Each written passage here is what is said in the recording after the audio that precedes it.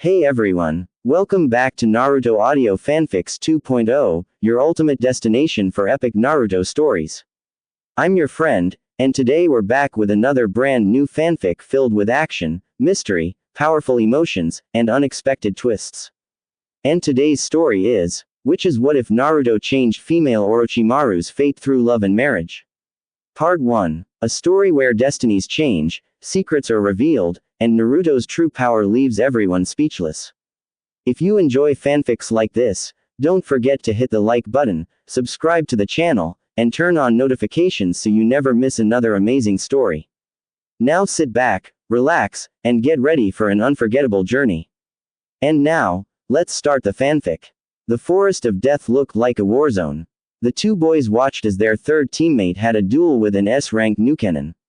They knew it was hopeless. Even the most prodigious in the shinobi world rarely reached this level by the age of 12. There was no shame in his defeat, it was inevitable. Even if they all had attacked, nothing would have changed, and only a pact between summoners assured their safety while damning him. They knew Naruto was different. He'd only been with them at the academy a short while as he'd opted to graduate 3 years early. But his push seemed to be more about how disliked he was by the instructors than any natural genius. However, 3 years of field experience is a gulf, and while they were still fresh-faced, even if more serious than the average rookie genin, they weren't battle-hardened like him. It was shown in his display where he demonstrated a level of kenjutsu skill they didn't know he had and was utterly ruthless, attempting to maximize every advantage, but it wasn't enough. Even when he called upon that potent and frightening red chakra, his kenjutsu style becoming more feral as a result, it still did nothing. He couldn't touch her and she toyed with him until she'd gotten her satisfaction. But she was also, weirdly, complimentary and encouraging. 2 strikes, one to the stomach and another to the face, hard enough to instantly concuss him while also making him drop his sword, ended the O-chakra cloak.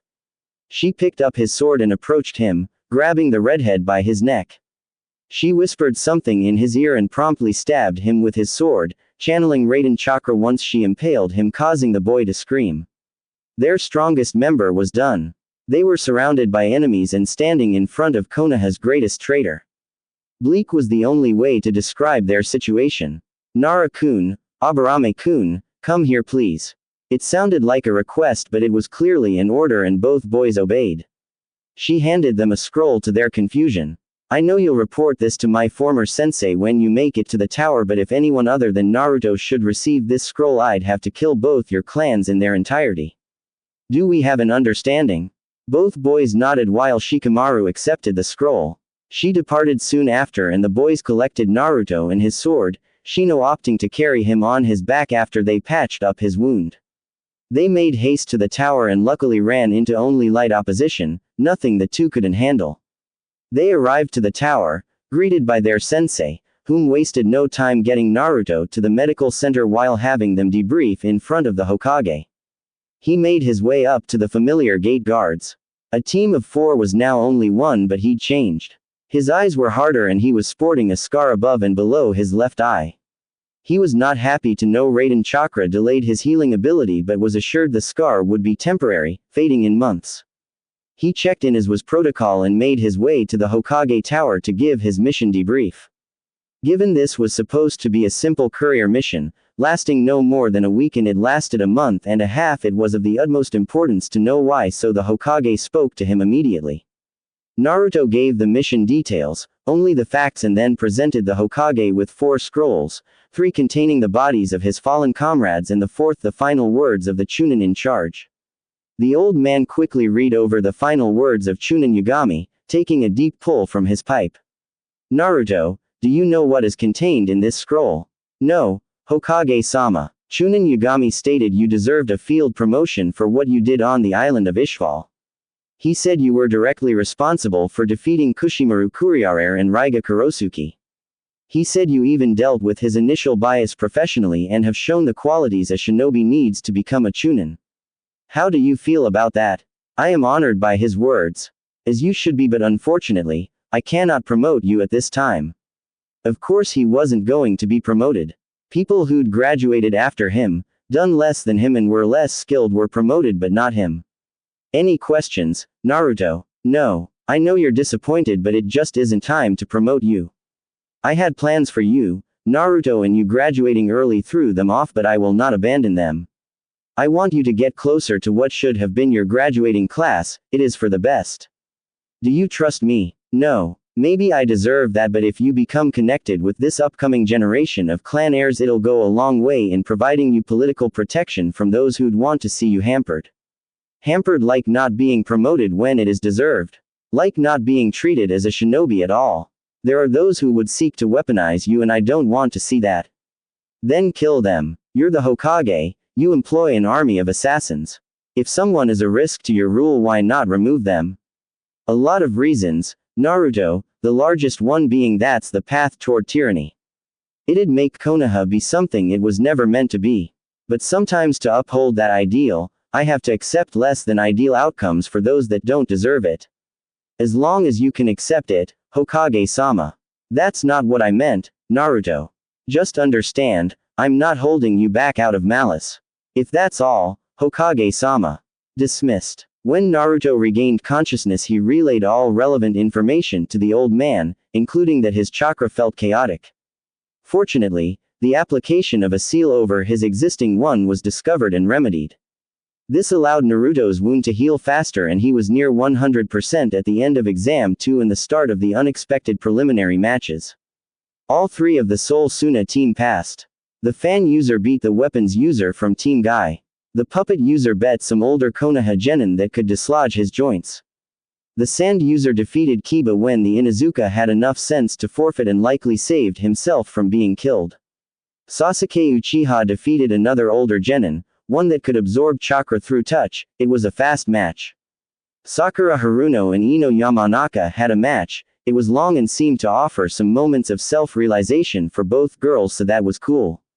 Neji Hyuga defeated his cousin, but it was harder than he'd suspected, and the boy seemed irate he didn't get to do more damage to his cousin. Choji lost to the sound genin Naruto prevented from attacking Kabuto. His two teammates defeated the others. Shikamaru knocked the girl out while Shino crippled the other boy. It was time for the last match, him versus Rock Lee. He'd heard about Rock Lee, unable to use nin and genjutsu but still passed, and given a team, at the behest of his Junin sensei. It was difficult for Naruto not to resent the boy. Only by creating his clone technique did he manage to pass the ninjutsu portion of the graduation exam. No one was there to advocate on his behalf because he had too much chakra, but someone who couldn't mold theirs properly got the personal approval of one of Konoha's premier Junin. It's one thing for life to be unfair, it's another for it to be a complete asshole about making it clear. Naruto normally didn't dwell on who got things he didn't. It was a waste of time, and with no ability to change it, it felt self-defeating and pointless. He wouldn't ignore the unfairness, but harping on it just wasn't useful. However, since his Humiliad NG defeat, he's been in a sour mood. He knew he couldn't win, she was better than him in every way, and yet it still felt like his pride had been shattered. He didn't understand why, it didn't make sense. But it did piss him the hell off. Are fighters ready? The sickly proctor asked. Both boys give an affirmative response before settling into their fight stances. Lee in his Guken stance, Naruto with his right hand on the hilt of his sword. Hajime, he said, and both boys sped toward each other. Naruto got the better of the exchange, rotating around Lee's punch and hitting him, with his blunted sword thanks to seals, in the neck with enough force to send him into the wall. Had the sword not been dulled, Lee would be dead. Naruto stopped, fighting his instinct to press the advantage. This is a Konoha nin, and he was hit pretty hard, so Naruto would allow him to give up as he may be injured or knocked out. To his mild shock and sincere annoyance, the green-clad boy got up and resumed his stance. Naruto sped toward him again, this time hitting him in the left shoulder with an overhead strike and kicking Lee in the stomach, sending him back into the wall. It was weird, while not his fastest, he could see that Lee could track him but couldn't move fast enough to counter. Take them off, Lee, Guy shouted, and the boy asked if his sensei was sure. The man gave him a thumbs up and Lee speed up to the balcony where the genin were observing. Naruto quickly put it together, the boy had been wearing weights and saw reason to change it. Before Lee could remove his weights, he was hit with another sword strike, hard enough to potentially break a few ribs, and was sent careening to the floor. Sorry, Rock-kun, but if you willing disadvantaged yourself, I can't allow that to change. Guy's protege was on the ground, holding his ribs. The 3 attacks he's absorbed having taken a toll, but he refuses to back down. I won't let this end here. I will show. I hate to interrupt you, Rock-kun, but the only reason you aren't dead is because I haven't wanted to kill a fellow Konoha shinobi. Naruto said before biting his finger and running across the ceiling array on his sword, removing the barrier from the edge. You've taken advantage of that by not yielding and stepping on my mercy. Normally, I'd likely overlook it, but you've caught me on a bad day. This is your only warning. If you get up again, I'll come at you with the intent to kill. I won't give up, Naruto. I will show hard work can trump a genius like you, Lee said, managing to make it to his feet. Before he even took a stance, Lee was surrounded by cherry blossoms. Their fragrance was so alluring to the battered genin. It put him in a peaceful state, so peaceful he momentarily forgot he was in the middle of a fight. That is, until he heard a snap and the cherry blossoms seemingly attacked him, then Lee felt pain all over and fell to the ground in a bloody heap. Most of the genin saw what Lee saw, him being surrounded by cherry blossoms. The Junin knew it was a genjutsu but didn't dispel it so as to not interrupt it for Lee. While he was distracted, Naruto sent a series of wind blades toward Lee, but it appeared as if the cherry blossoms suddenly grew sharp and attacked. Once Naruto dropped the illusion, all saw Lee cut at various spots on his body. The cuts weren't deep but were numerous and appeared to be quite painful. Naruto waited for the proctor to call the match when, astoundingly, Lee tried to get to his feet once more. Even in mind-numbing pain, the boy wouldn't give up. Many would find it admirable, more so foolish. Naruto found it offensive. Why? The redhead questioned. Because I want to prove I can become a splendid shinobi with nothing but taijutsu. Lee said, finally standing again. Naruto didn't know why, but this angered him. This wasn't his only chance at the Chunin exams, and even if the boy couldn't use chakra techniques, he could pick up a weapon. But more than that, he was being an asshole.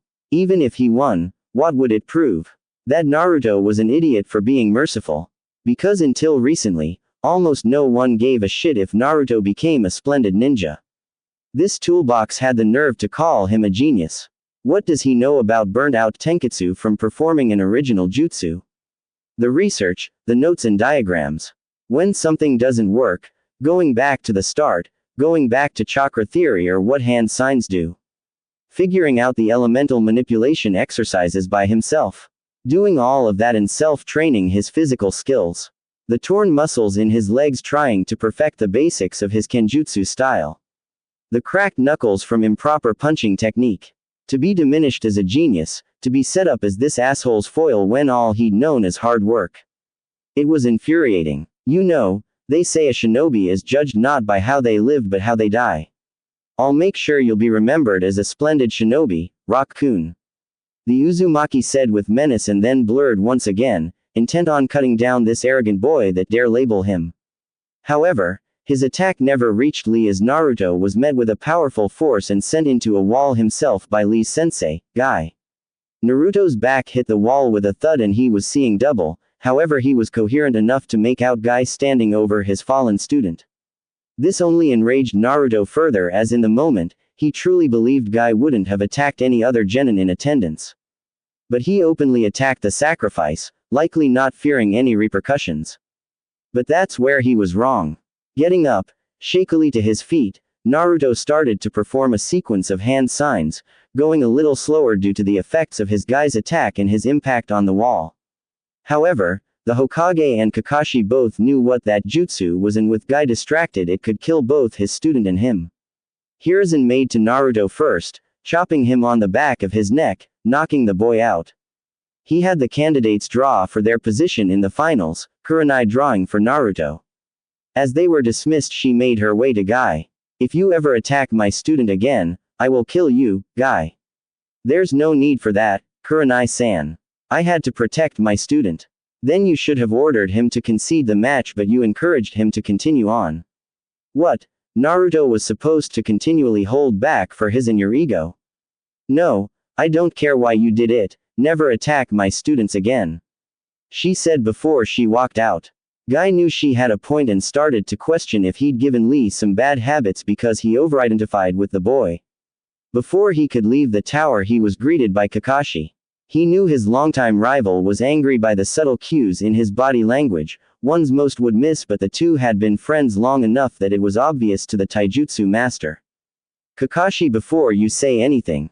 Guy. What needs to be said? You couldn't abandon your student to his fate. You had to intervene lest Lee be killed. Yes, but I went overboard. I'll apologize to Naruto-san promptly. You can, but the damage has been done. He likely believes you wouldn't have done that to anyone else. You want to guess why? The green-clad man looked stricken. I hold him no ill will, Kakashi. You know that. Of course, I do. I know you. He doesn't. He just knows you attacked him in front of the Hokage and a team of foreign ninja with impunity. Naruto woke with a start and quickly realized he was in the Hokage's office. He surmised that either the old man knocked him out or one of his many lapdogs did. A tantrum wouldn't do him any good, but he, to his mind, had every right to try to kill that helmet-haired bastard. It was an unprovoked attack in the middle of official Konoha proceedings. The aged Hokage saw his guest had finally returned to the waking world and called him over. There was much they needed to talk about. Naruto, how are you feeling? Like I got blindsided by a Junin. Yes, that was unfortunate, and Guy will be here to apologize soon. He'd be here now if I hadn't told him he needed to wait so we can talk. Talk about what? Oh, how you were going to attempt to kill a senior Konoha shinobi after attempting to kill a fellow genin. Who you'll be fighting in the finals and who will be training you. I don't see how there is much to talk about. Lee should have conceded, but he didn't. I had every right to kill him and avoid taking damage in some desperation play. Guy had no right and no need to attack me. As for everything else, I'm pulling out of the exams. Why? Hiruzen said evenly, but was surprised Naruto would quit. Because you aren't going to promote me anyway.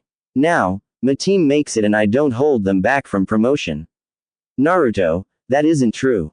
You have as good a chance as anyone, though what you attempted to do to Guy will have to be noted.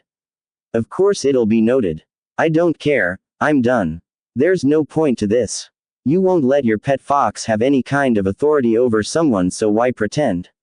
So I can entertain people I don't like. No, I'm done. Naruto, I've never treated you like you were the fox. You may be unhappy with me, but I deserve more credit than that. How do I know why you do the things you do if you don't tell me? 3 years you left me in the reserves while people not as good or dedicated as me got a Junin sensei. 3 separate misranked missions, 3 recommendations I be promoted to Chunin, and you ignore them and won't tell me why. You ignored the last words of one of your shinobi. In my graduating class, most of them wondered why I was still a genin. People who graduate early aren't supposed to be stuck on the lowest rung. They questioned my abilities, and what could I say? You were intentionally holding me back. What a whiny asshole I'd look like then. It's bad enough you let them all treat me like an infectious disease and tell me to deal with it. It was worse still when you've lied to my face but tell me to trust you. But now, you won't even give me what I've earned and you want me to be happy about it. Hiruzen knows Naruto is right, the boy has no reason to trust him. He is keeping things from him, trying to hide his past misdeeds, done with the best of intentions to protect the village and Naruto. But it's a house of cards, one in which Naruto acknowledged as an adult, by turning 16 or a Chunin would topple. He's worked hard to fix what he's broken, but he hasn't managed it yet, and Danzo has only made the situation worse. Hiruzen knows he should have killed the man years ago. He was always too light on those he considered friends, and it allowed the man too much power in the shadows of the village. A village can't have 2 leaders, just like a person can't have 2 masters. Something has to give, and it has to be soon. He wishes he could tell Naruto everything, make him understand his reasoning, but he can't. Especially not now, not when his former student has seemingly taken an interest in Naruto. If what Anko said is true, he is either in danger of harm or being lured away with honeyed words and false promises. He wouldn't acknowledge her potential tactics, or a lot like his own, his heart couldn't take it. Naruto, don't drop out of the finals. You have a chance. Promotions are selected by committee. A committee of people that probably hate me. Or won't go against you. No, I don't see the point. Not everyone is against you and this is your best chance to get promoted. Even the daimyo has a say if he so wishes, if you're impressive enough. Fine. Naruto relented but in no way believed the lying old man. Good, now I've arranged for my student to train you so you'll be safe. I don't know what Orochimaru wants but it is paramount she not get it. Tsunade's going to train me, he said, somewhat hopefully. No, Jiraiya, the smut peddler, not interested. Naruto, he trained the Yondaime and is powerful in his own right. You can learn a lot. But I don't know him. If protection is an issue I'll go train in my summon's realm. I had some things I wanted to work on anyway. Naruto, you will train with Jiraiya, that's an order. Hiruzen said, sternly, causing Naruto's eyes to narrow. Hi. Good, now let's resolve the guy issue and you can be dismissed for the day. After his meeting with the Sandaime, Naruto headed to an isolated training ground, one he's used for years. He was curious what the missing nin would give him and why. He also wanted to be sure that should it be a trap it'll only affect him. He may dislike a great deal of Konoha residents but he doesn't want them dead, mindless slaughter isn't his deal. He activated the seal on the scroll and read the contents. He immediately recognized the handwriting, it was the same handwriting of the scrolls he would periodically receive with advanced material he couldn't get from the shinobi library. Never any specific techniques, just theory or helpful hints. He always assumed the scrolls came from a Konoha shinobi that couldn't reveal themselves but if it came from Orochimaru, what does that mean? The scrolls, outside of the guidance of the Panthers, were the greatest sources of help in his development as a ninjutsu inventor. He couldn't understand why she'd help him.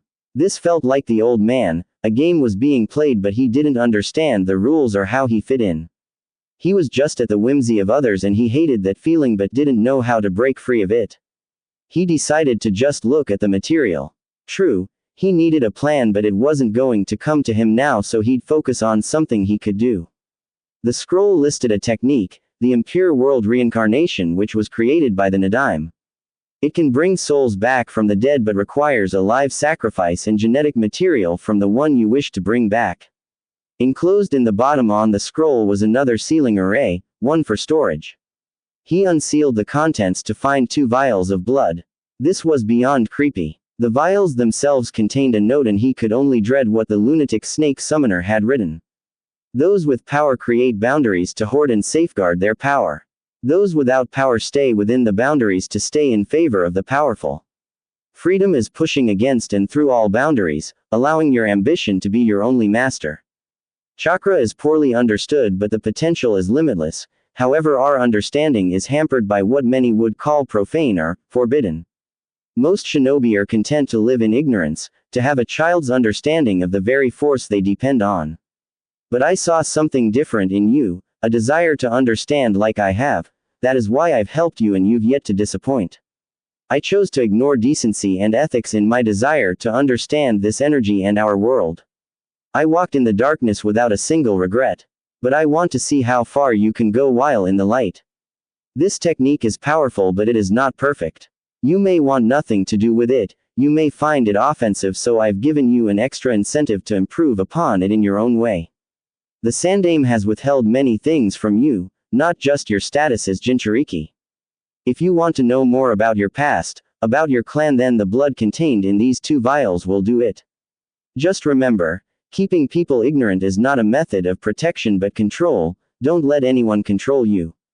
Break free of anything that holds you back, burn it down and kill it if you must. I look forward to seeing how far you get by month's end. It could be a lie, he says it but doesn't believe it. He needs to know what these people know but he can't sacrifice people, not even to know more about his origins but she was confident he wouldn't have to. He needed to focus on this but with Jiraiya training him it is going to be difficult, the sensei of the Yondaime must be a real taskmaster. No he wasn't.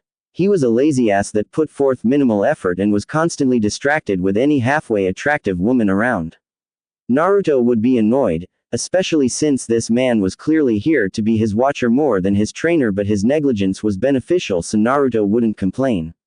Though, he'd rather train with Kurenai-sensei since she actually gives a damn and has been helpful coming up with intensive chakra control exercises for him. She, however, was called away on a special detail which Naruto found a little convenient. So, he was stuck with this idiot as a trainer. What were they working on? Initially it was going to be summoning until Naruto informed him he already had a contract.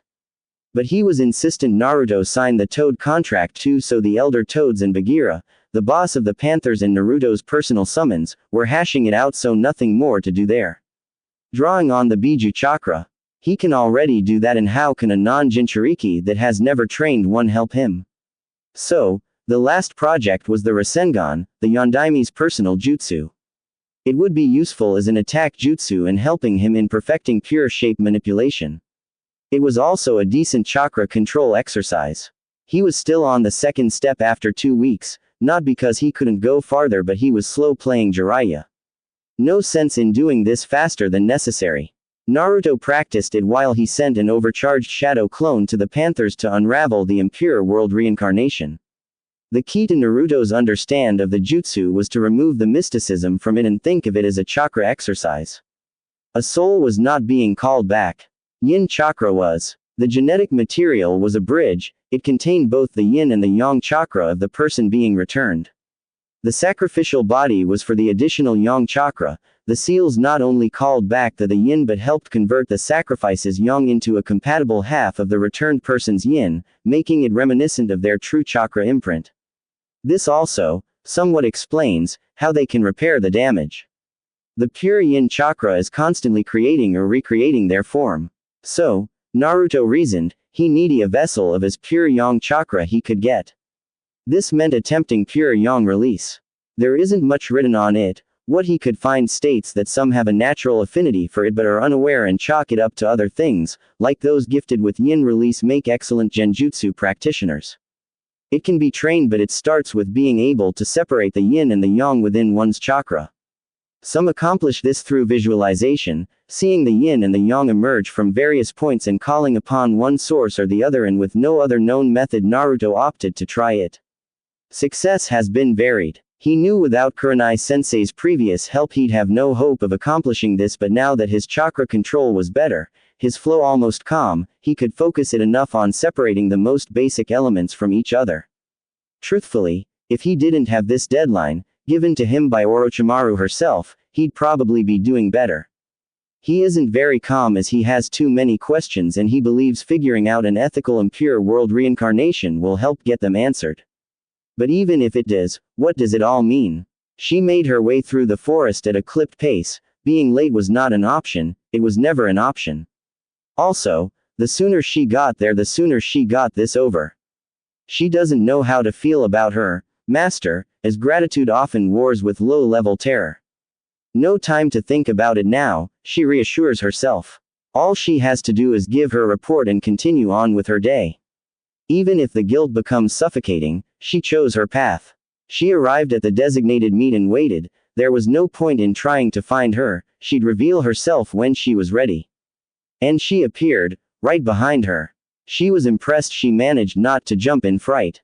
Immediately she began kneeling, as is expected of her, causing the woman to laugh before speaking. So prompt, as usual. Hi. Well, what do you have to share with me? He is being trained, poorly by Jiraiya, and appears to be unhappy with the arrangement. Jiraiya seems more like his watcher than his sensei. The woman nodded at those words. What else?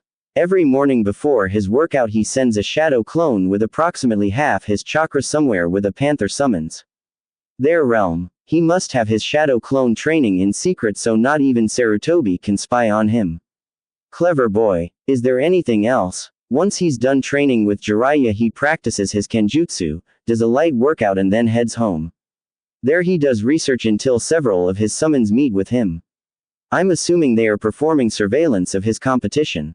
I scouted the other finalists, all but Shino-kun and Shikamaru-kun have subtle but unnatural shadows following them and none have appeared to notice.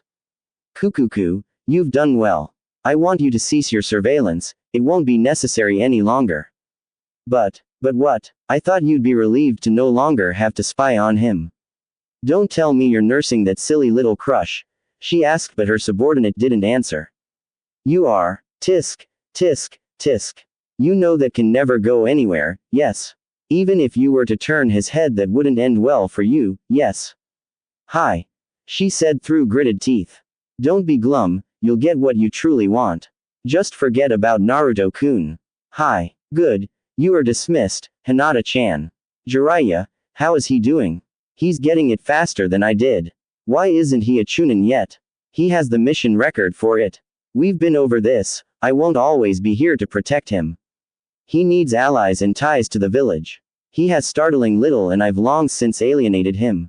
No one who has graduate early has ever been sent to the reserves, so I can't imagine why he took that as an insult. He wasn't supposed to be allowed to take the exam if there was a reasonable expectation he could pass. Iruka and Mizuki assured me he couldn't do the clone jutsu. With his chakra levels he'd never be able to with what they teach in the academy. Tell me, sensei, why I should be happy with you setting my godson up to fail. I would have taught him another clone jutsu at some point, but him failing the exams outright would have made it possible to put him on Kakashi's team. You were going to make him the dead last to satisfy Minato's brat. You manipulative bastard. Is this why you've had me stay away for so long? So, I couldn't see the strings you were pulling. Enough, Jiraiya. You were needed out there. As of now, Naruto has very few connections to the village. He seems to like his teammates and his sensei, but they've only been together for 6 months. That's hardly enough time to sway him should he decide to leave. He wouldn't leave, he's no traitor. I hope you're right, Jiraiya. It was 3 days before the finals and Naruto had finally done it.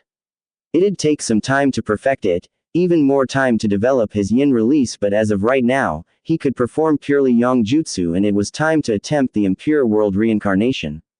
He got time off from Jiraiya once he demonstrated you could perform a completed Rasengan, which he has to admit is a damn fine jutsu. He was in an isolated clearing in the Panther realm and had a barrier erected just in case things went poorly. He had contract seals at the ready but didn't want to put the control seals mentioned in the scroll. He took some deep breaths, calming his nerves. Yang release. Shadow clone jutsu, Naruto said, then started the ritual for the impure world reincarnation. Once he was sure he had it complete, he performed the hand signs and whispered, summoning, impure world reincarnation. Naruto didn't have to wait long for the jutsu to take effect as each of his yang clones were encased in an ethereal glow. Soon, both started to change their shape, taking on the forms of those called back. Naruto was shocked to see 2 women with hair similar to his, though neither had his blue eyes. Both women looked confused as if a haze had yet to be lifted. They noticed each other first, both shocked. Mito-sama, Kushina-chan. Both questioned before they looked at the boy before them. Mito was silent and confused. She had no clue who this whiskered cheek boy could be, but in her peripheral vision she could see Kushina trembling, as if trying to not cry. Sochi. Is that you, Naruto? Where are we? This doesn't look like Konoha. I'm Naruto and this is the realm of the Panthers, my summons. But what do you mean, Sochi? Naruto wasn't dumb, but after being denied information about his parents his entire life, the idea that he'd just brought his mother back was unbelievable, though the woman hugging him fiercely was quickly putting his disbelief to rest. It was sad, but Naruto couldn't ever remember being hugged before. The feeling was indescribable. I'm your mother, Naruto. Didn't Hiruzen tell you about Minato and I? How has your life been? She blurted out, finally releasing him. The old man said he didn't know who my parents were. My life, I was a pariah growing up, not even my academy instructors liked me, so I graduated early, at the age of 9. The old man didn't put me on a genin squad for 3 years. Naruto explained before something clicked. Wait, Minato. You don't mean. Yes, Sochi, the Yondaime was your father. I hope you don't hate us for what we did. I argued against it, but Minato was convinced you'd need the Kyuubi to defeat the man that attacked us the night you were born. I don't hate you. I guess I just wish things had been different. Almost everyone treated me like I didn't exist. Naruto-kun. Mito spoke. She hated to interrupt this moment between mother and son, especially since Kushina must have died almost immediately after giving birth, given how weak a Jinchuriki's seal becomes during childbirth, but she needed to know how he brought them back. She was familiar with Tobirama's abomination and lonely childhood or not, she couldn't accepted someone being sacrificed to return them. Hi. Did you perform the Edo Tensai? Hi, Sochi. No, you can't just sacrifice people. I didn't. I used a shadow clone made with Yang release. He quickly explained. Oh, that was very creative. My Sochi is a genius, Mito-sama. Actually, I'm not. I just work really hard at and don't give up. Nothing genius about that. I don't know about that, Naruto-kun. Tobirama never came up with this and he invented both jutsu. Seems obvious in retrospect but the best insights do. Mito said. Era, you knew the Nadaime. Yes, I did. He was my brother-in-law.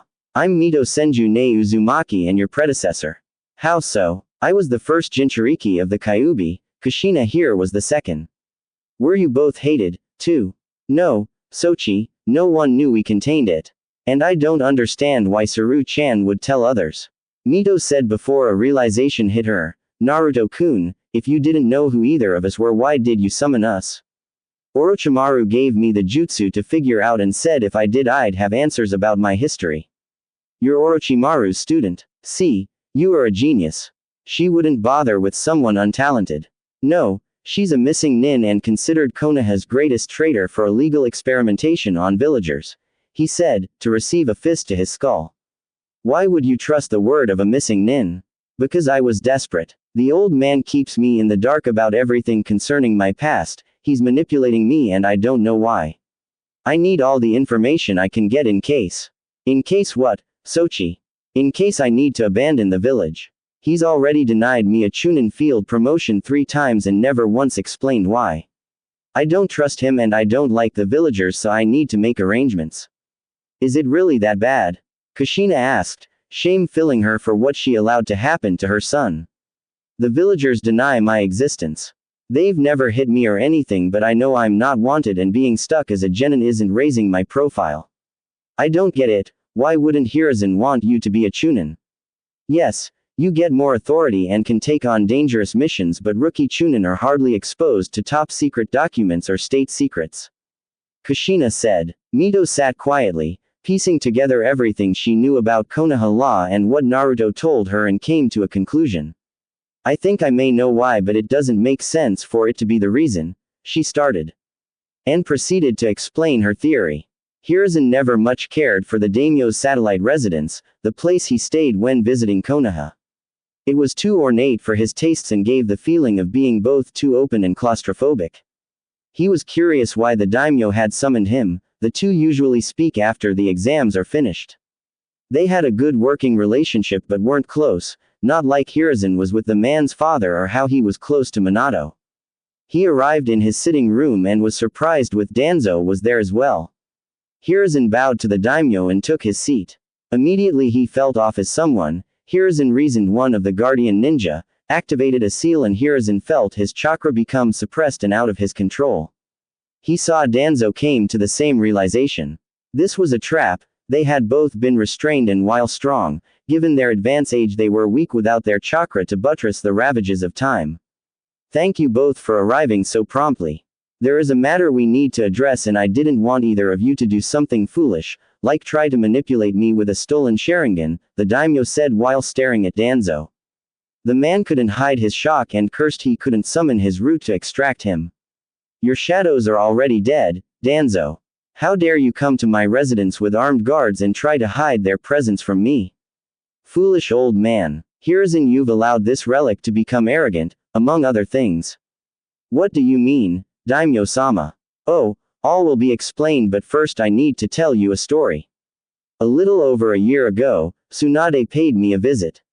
She actually requested an off-the-books meeting as she needed what was discussed to remain a secret between her and I. I, of course, was surprised. Tsunade hadn't been involved in shinobi affairs in decades but never acted contrary to my interests so it was neither here nor there. When she arrived she relayed to me a story of her own. How she'd met a young Uzumaki boy. Said he was dragged to her by a large, talking panther that requested her help. She was able to save him but not his Chunin leader. She spoke to the boy, asking subtle questions and, coupled with what the Chunin said before he succumbed to his injuries, she concluded the boy knew nothing of his clan or parentage. Apparently, he was a pariah due to his status as a Jinchuriki and his ostracization was near universal. She said he claimed he had existed on his orphan stipend until he graduated. Now, that confused me. Because he would be a clan heir, and in Fire Country when one is the last of their clan they are provided housing and are given a generous allowance from their clan funds, while said funds are managed by the financial advisors I select to make sure they are not cheated. Tsunade had no reason to lie to me, but I couldn't just act on her word. She understood and only requested I perform an audit into Kushina and Minato's finances and anything else I could find out about Naruto. She gave me a blood sample and said if I should get any genetic material for either Minato or Kushina, she'd happily run the tests to prove he was indeed their son. It didn't take long for the auditor to find the accounts had been tampered with, funds extracted illegally. It did take the auditor a while to trace where the money went for each large withdrawal, but he did it. Imagine my shock when the two who'd stolen from Minato and Kushina were Yu and Danzo. Those assets were primarily Uzumaki assets, and that account should have been frozen until a verifiable Uzumaki came to claim them, since Minato and Kushina had no living heir. Next was getting the samples needed for the DNA test, but I didn't immediately summon Tsunade back to run the tests. Imagine my shock when she confirmed her suspicion. I, of course, then ordered a quiet investigation to Naruto's life. And shocked I was again. His status as a Jinchuriki announced by you, but some flimsy law telling no one to talk about it. Him receiving almost nothing but scorn and having to live in near poverty conditions when he should have had a comfortable existence. And then to see you deny him a promotion in order to avoid being discovered. You thought if he never made Chunin you'd never have to give him his full inheritance and it wouldn't trigger the automatic review I've instilled. Why, Hiruzen? Why all of it? Why did you lie to me? Why did you ignore my laws? Why did and do you allow this demon in human flesh to run circles around you? Have you grown so weak you simply cannot perform the tasks required of an Hokage? I lied about Naruto's heritage to protect him. The village was weak, weaker than it had ever been after the Kyuubi's rampage. Then why not send him to the capital? I could have protected him and made sure he'd be healthy and happy. I, initially, believed the villagers would get over their pain and see Naruto for who he is. And the money, why did you steal from Naruto but deny him what he was entitled to? Same reason. We were in a terrible financial situation, especially so soon after a war. The civilians were demanding a say in governmental affairs since they were going to be providing a bulk of the money required to keep us solvent and functioning. My old teammates were pushing me to accept, no doubt for their own reasons. I need a quick infusion to take their leverage away. I'm not proud, but if I had allowed some sort of civilian council, imagine how worse things would have been for Naruto. You could have come to me, Hiruzen. I didn't really know you then, Daimyo-sama. I couldn't assume you wouldn't diminish my authority as well. So great is your concern about your authority, you do nothing to curb Danzo's excesses. I can't justify that. I used to say he was doing what he thought was right for the village, but I was just too soft and he only cared about his own power. That's a lie, Hiruzen. Everything I do for a more powerful Konoha. Sure. Even pilfering the corpses of dead Konoha ninja. Understand this, Danzo, you won't be leaving this office alive. I won't allow a monster to exist in my country. As for you, Hiruzen, after the Chunin exams you are to vacate your office immediately. Have Jiraiya or Tsunade replace you. Even get that Kakashi brat to do it, I don't care, but you are not fit to be Hokage any longer. You will, however, confess everything to Naruto and then I will try to salvage what I can. God help us if the boy hates you and all of Konoha enough to turn traitor. Daimyo-sama, I'll step down. You're right, I'm not fit to lead the village, but don't tell Naruto. Orochimaru has taken an interest in him and this may push him into her clutches. We don't want that. No more delays. It's bad enough you ignored my law, and I know this isn't the only instance, as I only have to go to the Hyuga compound to see an example of forced servitude, but I'll be clearing that up after the exams as well. No, Naruto will be told everything and given the promotion he so richly deserves. I am so ashamed of you, Hiruzen, and I imagine Minato and Kushina are as well. The stadium was packed and brimming with anticipation. All contestants but one were present, but Hiruzen couldn't focus on that. His mind had been elsewhere since he was stripped of his position, even if it hadn't been made official yet. He was ashamed of how far he'd fallen, of the lies he told to others and himself. He had soothed his conscience by assuring himself he'd done what was best for the village, but that wasn't the truth. The daimyo even mentioned how his asymmetrical alliance with Suna was starving the village and how it was making Rasa desperate. The daimyo took it upon himself to speak to his Wind Country counterpart to make sure Suna got enough funding. Hiruzen was creating an enemy, one with motive to attack them, and the exams would have been the perfect time to do so. He'd lost a step both mentally and physically. It was time, he realized. It had long since been time. He sat awaiting the arrival of Rasa and this new leader from Odo when he watched the two arriving together, chatting as if they were old friends. As the two sat beside him, Rasa offered his greeting and Hiruzen returned it, formulaically. But when he heard the leader of Odo speak, his blood ran cold and he was about to summon his Anbu and attack when she stopped him. International law, Sarutobi-sensei. You attack me now and you'll be sanctioned by other villages and nations, Kukuku. She was right. And not only that, but if he did attack her now there would be untold casualties and he couldn't allow that. He'd have to tolerate his wayward student for the time being. Hiruzen wasn't the only person hosting a Sanin, as the fire daimyo was sitting beside Tsunade, both wanting to see how Naruto would do as well as be on hand when Hiruzen tells him the truth.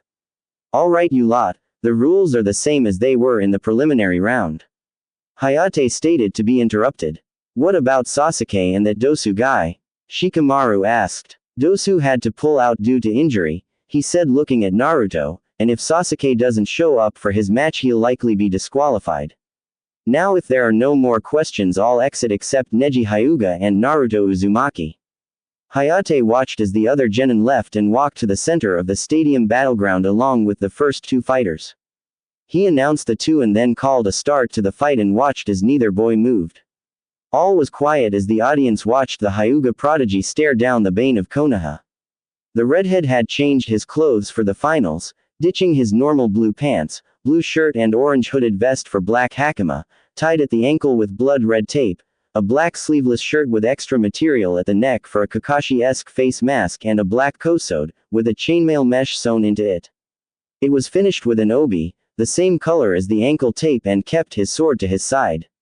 He let his spiky hair rest on his shoulders, just past neck length. You should give up, Uzumaki. Winners and losers are chosen at birth and you are a loser. Neji started, only to see Naruto have no visible reaction. You may have graduated early, but clearly Hokage-sama saw you as a failure. Why else would you have been denied a genin team and chance for promotion for so long? He hissed, confident this would get a rise out of his opponent. He was surprised when it didn't. He decided if he couldn't get a rise out of the boy he'd initiate the attack and finish things quickly. He pushed off the ground and aimed a palm thrust at Naruto's chest, hitting the redhead flushly. Neji smirked until he saw the Naruto he hit flare briefly and then puff into smoke. He was confused why Naruto would send a clone to fight and then have said clone unable to do anything. He heard footsteps behind him and turned to see another Naruto, maybe the real one, approach. He got ready to attack but halted when the boy spoke. Neji, look at the hand that struck my clone, he said, and Neji did just that, only to see a sealing array on his hand, going up his forearm. That's a localized explosive array. It'll take your arm off at the elbow and likely end your career.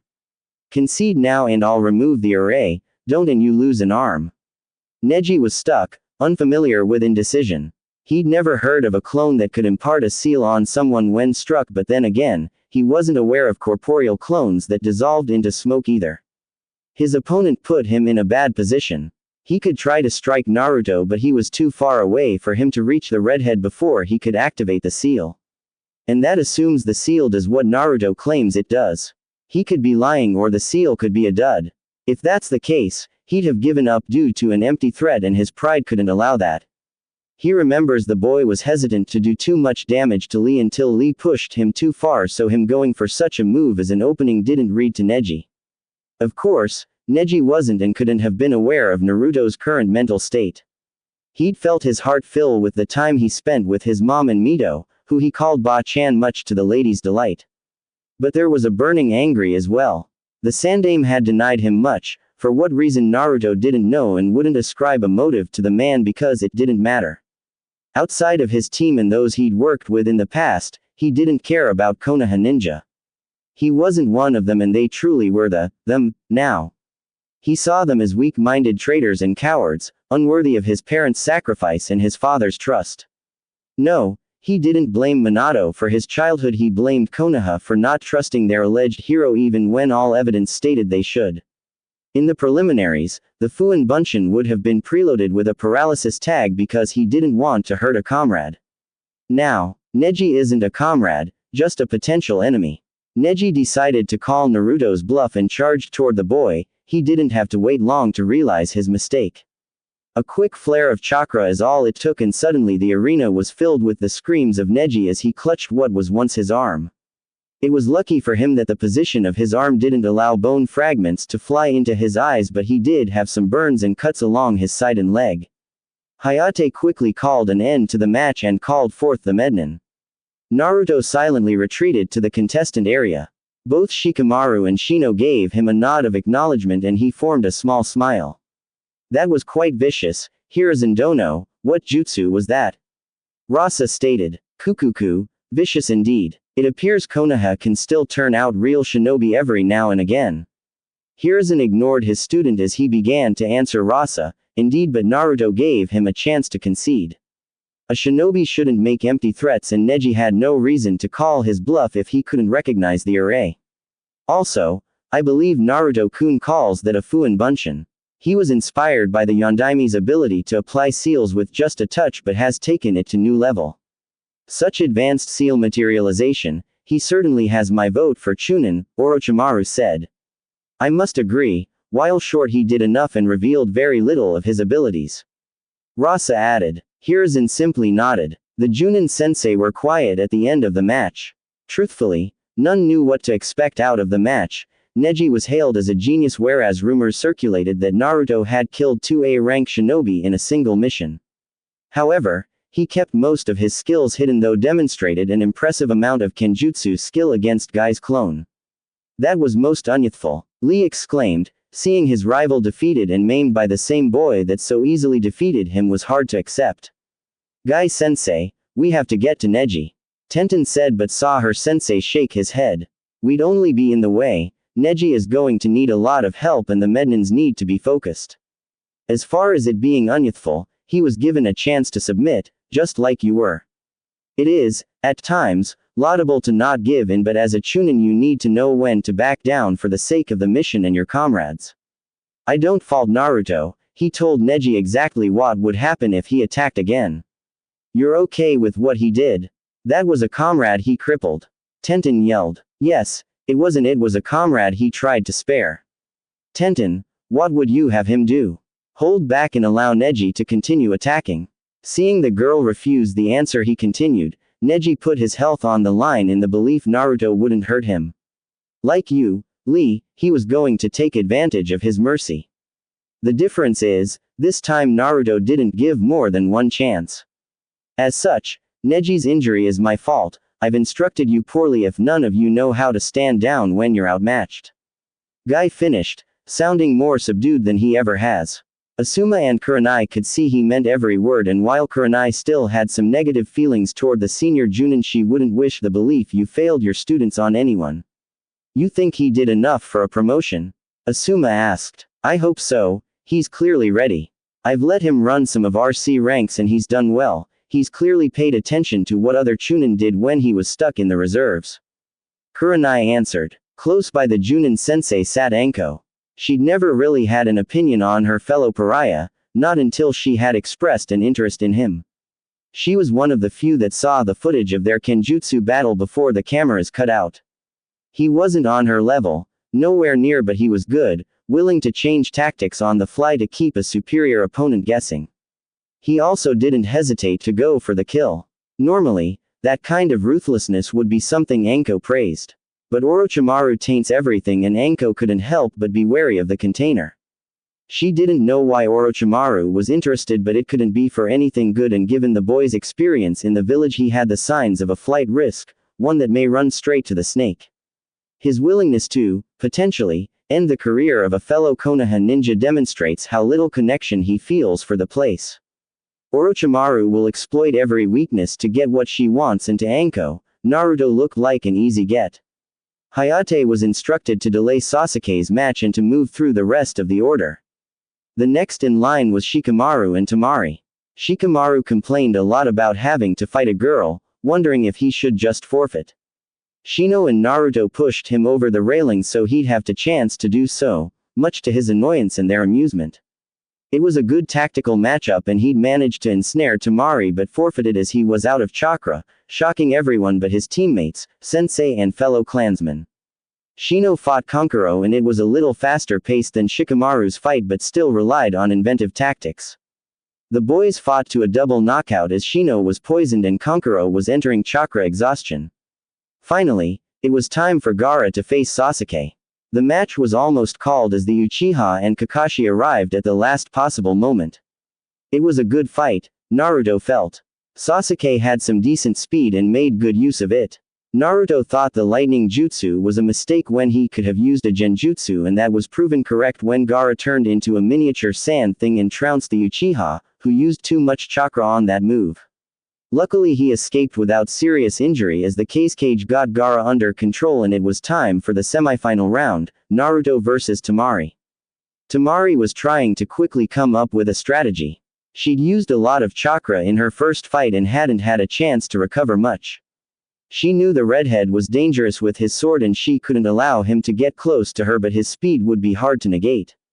She reasoned if she could unleash a wind jutsu fast enough she could create some space and control the match. He hadn't shown much in the way of ninjutsu and she didn't believe he could match her Fudan mastery. Naruto wasn't planning out a strategy, he already had one. Thanks to his summon spying on the competition, he was aware that Temari was overly reliant on her war fan. If he took that away she'd be in a poor position and possibly give up. He knew just the thing.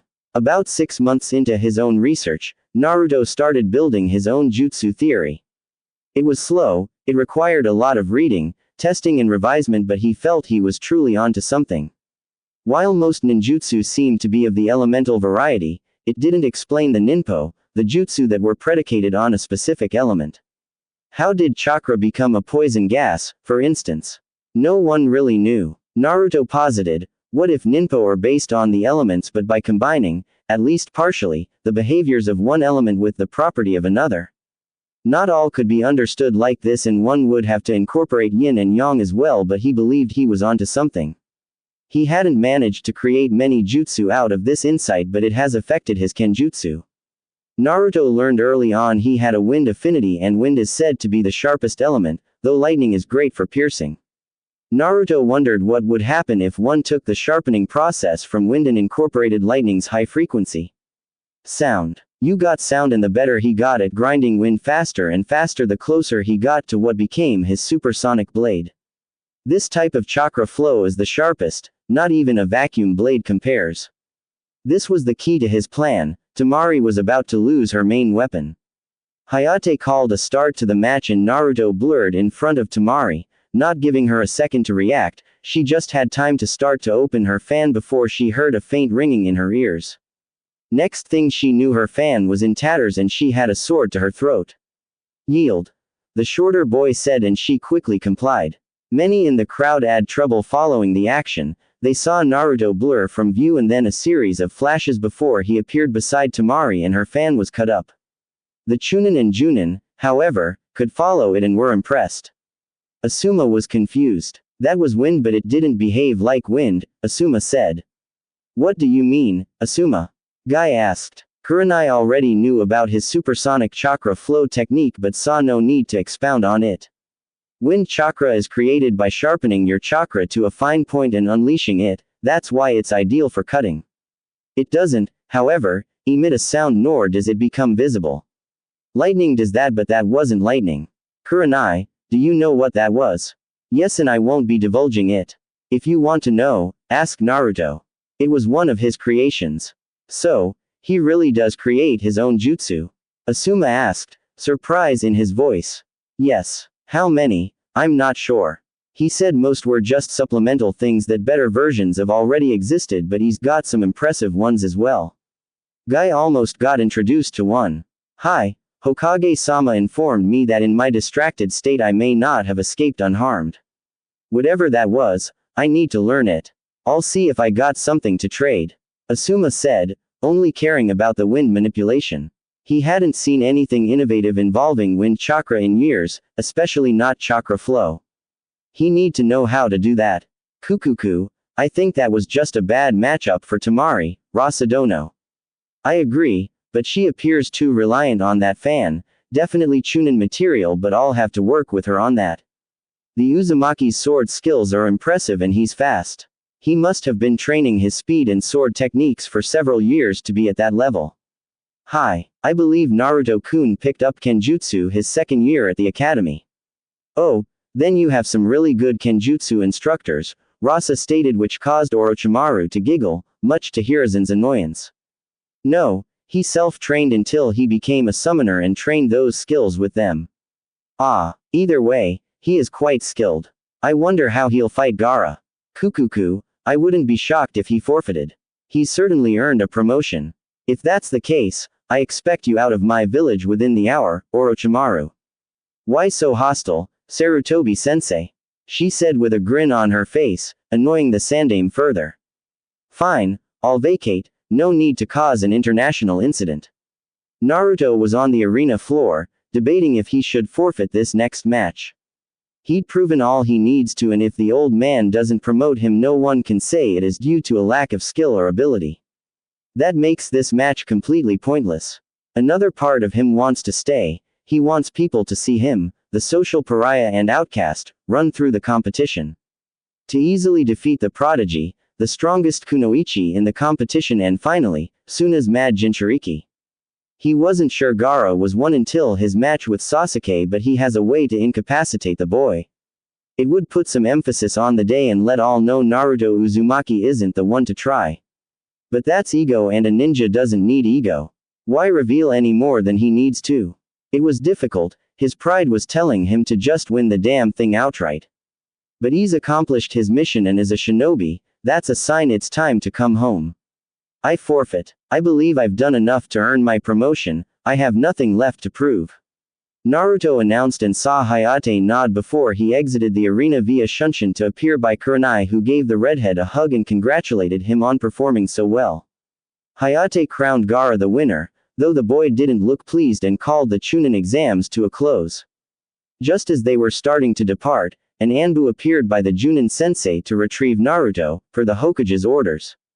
Naruto couldn't hide his annoyance, he wanted to go check on his teammates, though he suspected Shikamaru was just napping in the medbay. Naruto arrived with the Anbu to the Hokage Tower and was escorted to the Hokage's office. Naruto really didn't understand why this Anbu was on his, but he just ignored it, she was only following orders. When got to the office door, he saw two samurai standing outside it, which was weird. The Anbu ordered him to stay there until he was called, and then she went inside the office. Those were some pretty sweet sword skills, kid. Never thought I'd see a Tenkan user, especially not a shinobi one. You know my style. Yes, it's an old style, but most people can't learn it due to the damage done to the leg muscles. How long have you been practicing, and how many steps from the shukuchi was that? I started learning when I was 7 from a scroll that was gifted to me. And I was 3 steps shy. While I can move faster, I can only go up to 2 steps for the shukuchi until my body matures. Naruto said while rubbing the back of his head. He wasn't used to being praised by strangers nor getting to talk kenjutsu, it was nice. Impressive, the same samurai said. Oh, and just a word of warning, the daimyo is in there, so mind your manners. Thanks. Being an orphan, that stuff doesn't come naturally, but I'll do my best, Samurai-san.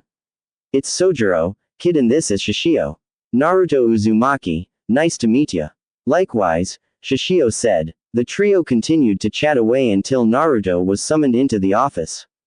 Upon entering, Naruto saw the old man, surrounded by his advisors. Jiraiya and Tsunade were both there. He shot her a quick smile, but sitting to the side of the office was, he assumed, the daimyo. He bowed deeply to the man, and shot a quick one to the old man. He hated the weak, old bastard, but it'd do him no favors to act like a brat now. Hokage-sama, he said evenly. Naruto-kun, please sit down, we have a lot to discuss. First, I want to congratulate you on your promotion to Chunin. It's long overdue. Hiruzen said and saw Naruto's jaw tense for a split second. Thank you, Hokage-sama. No thanks necessary. Next, Naruto, I have to tell you some things that will not be pleasant for either you nor I. I just want you to listen completely and then we can discuss where we go from here. He saw the redhead nod and continued. After the Kyuubi attack, the village was in a vulnerable position and the Hokage position was as well. We needed more funds to keep ourselves functioning, but the more wealth civilians wanted power in exchange. I could levy taxes, but they could also leave. I couldn't afford to call their bluff or wait them out, so in a moment of well-intentioned idiocy I pilfered from an account. An Uzumaki account, your inheritance. I won't lie, it was a large sum, though I managed to pay it back years later. With interest. I didn't watch the account as closely as I should have. Another person also took a generous sum from the accounts. He never repaid what he stole, likely banking on blackmailing me should I call him on it. Trying to fix what I did or allowed to happen has taken a long time, and truthfully, you have not been made whole. That is why I have delayed your promotion. When you become a Chunin, you are a true adult and in accordance with Daimyo-sama's laws, are granted full access to your clan funds and vaults. You reaching this rank also triggers an automatic audit from an accountant approved of my Daimyo-sama himself. He took a moment to collect himself and then continued. This law, designed to protect the last member of loyal Konoha clans, would have dictated you be provided a house and a plot of land with the option to expand your property up to 10 years after you made Chunin. The issue is, for me to have followed the law for you, it would have required my revealing who your parents are, as the funds to purchase the land comes from a tax paid by all shinobi clans. Even yours has paid into this account, even though there have only ever been 3 members residing here. Naruto, your parents are the Yondaime Hokage and Kushina Uzumaki. I know. How? That hardly seems relevant, Hokage-sama. Please continue. If any of your parents' enemies realized they had a child, one that was unprotected in a village trying to recover from a massive attack, you'd either be kidnapped or dead. That's not entirely true, Hiruzen. Tell him the whole truth. The daimyo ordered. I could have sent you to the capital. Minato and Daimyo-sama were close and the royal family has always had a good relationship with the Uzumaki, which is why much of their wealth wasn't lost during Uzushio's downfall. I didn't send you away because I wanted you to grow to love Konoha and desire to protect it like your parents did. How could revealing my status be any safer than revealing my parentage? I believed the people would follow Minato's wish to see you are a hero. I underestimated the hurt they carried and how my law only allowed the ignorance to fester. Because I didn't address the issue diligently, it left an open space for their irrational fears to grow and grow and grow. With you advancing as fast as you did, many were concerned it was the fox, even my shinobi, that should have known better. Who is the other person that stole from me and why did you let him? His name was Danzo Shimura. He was once a friend and a longtime rival of mine. He used to head a division of Anbu called Root.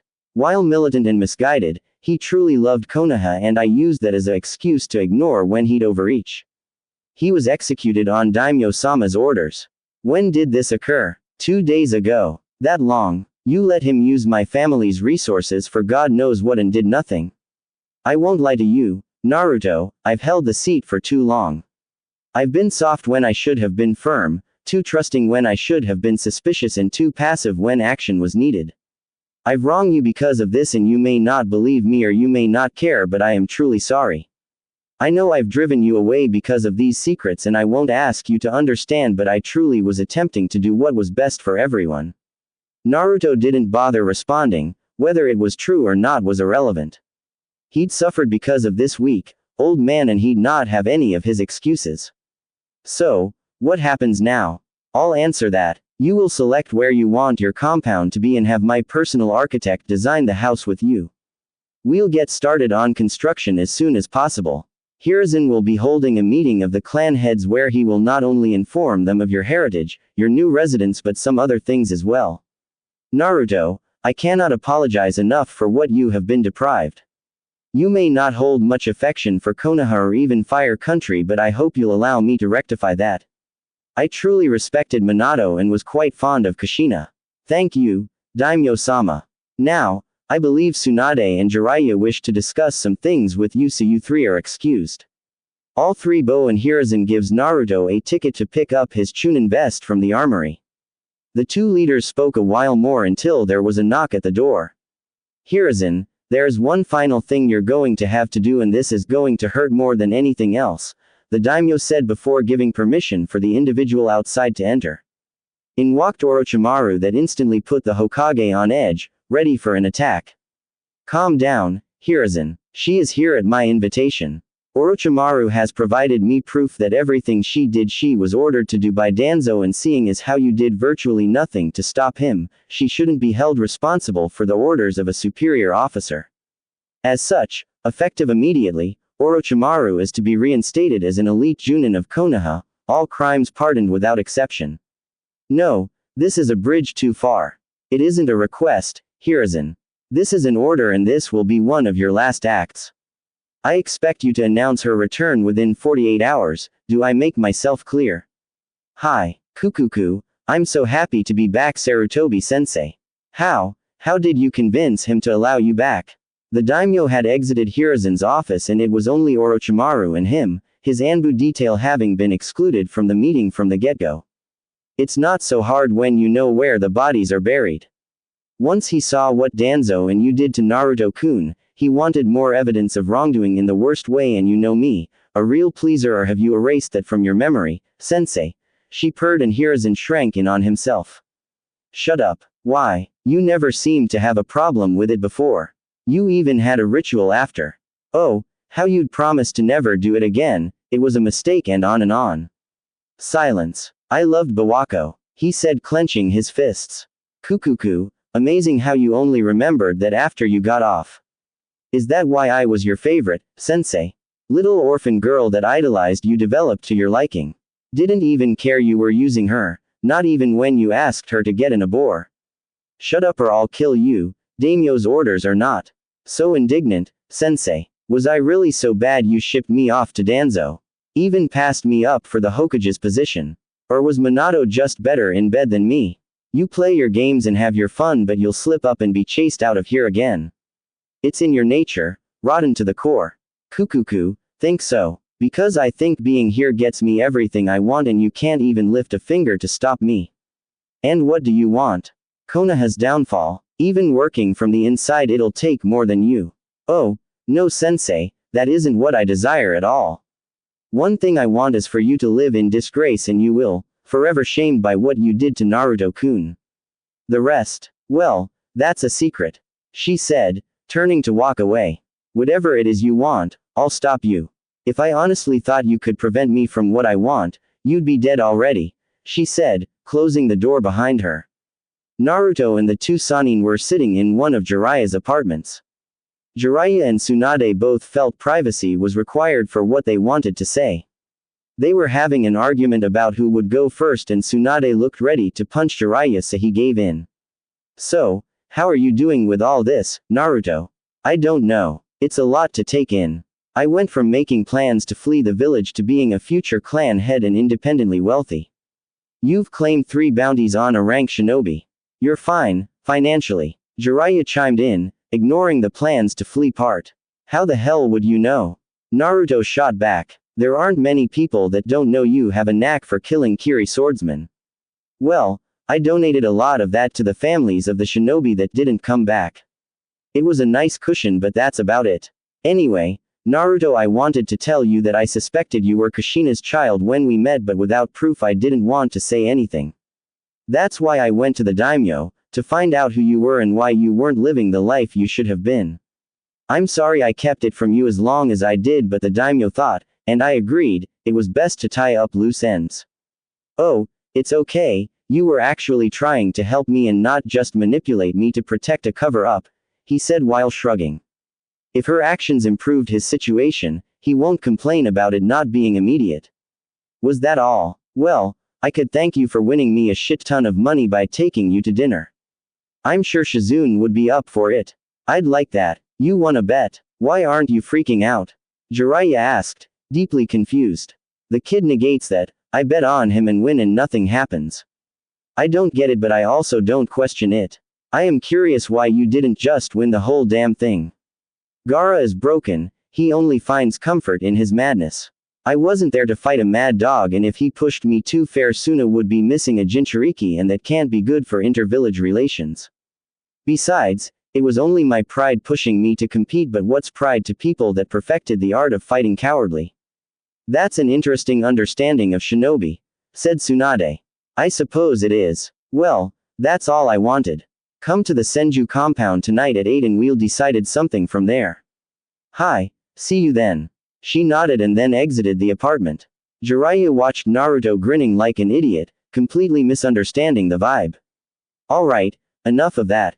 I brought you here to tell you I want you to be my apprentice. Ah, thank you. It'd be an honor, but I think I have to decline. Naruto said, shocking both Sannin.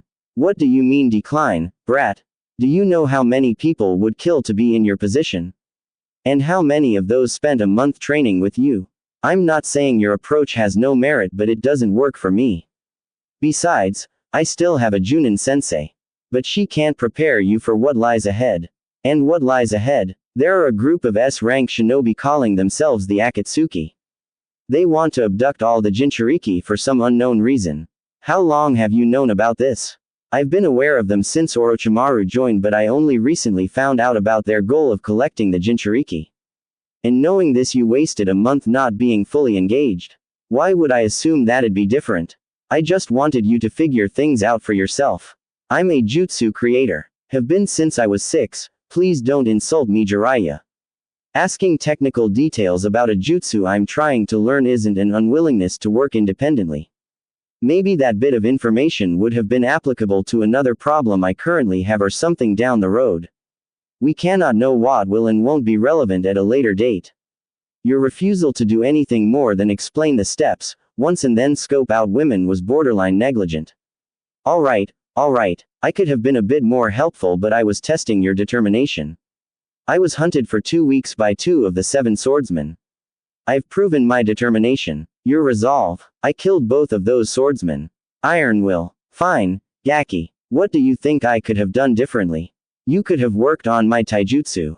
Is it bad? Isn't it telling you don't know? Now, I wouldn't call it bad. I train in the Panther's preferred style, but facing with different, more experienced opponents would be helpful.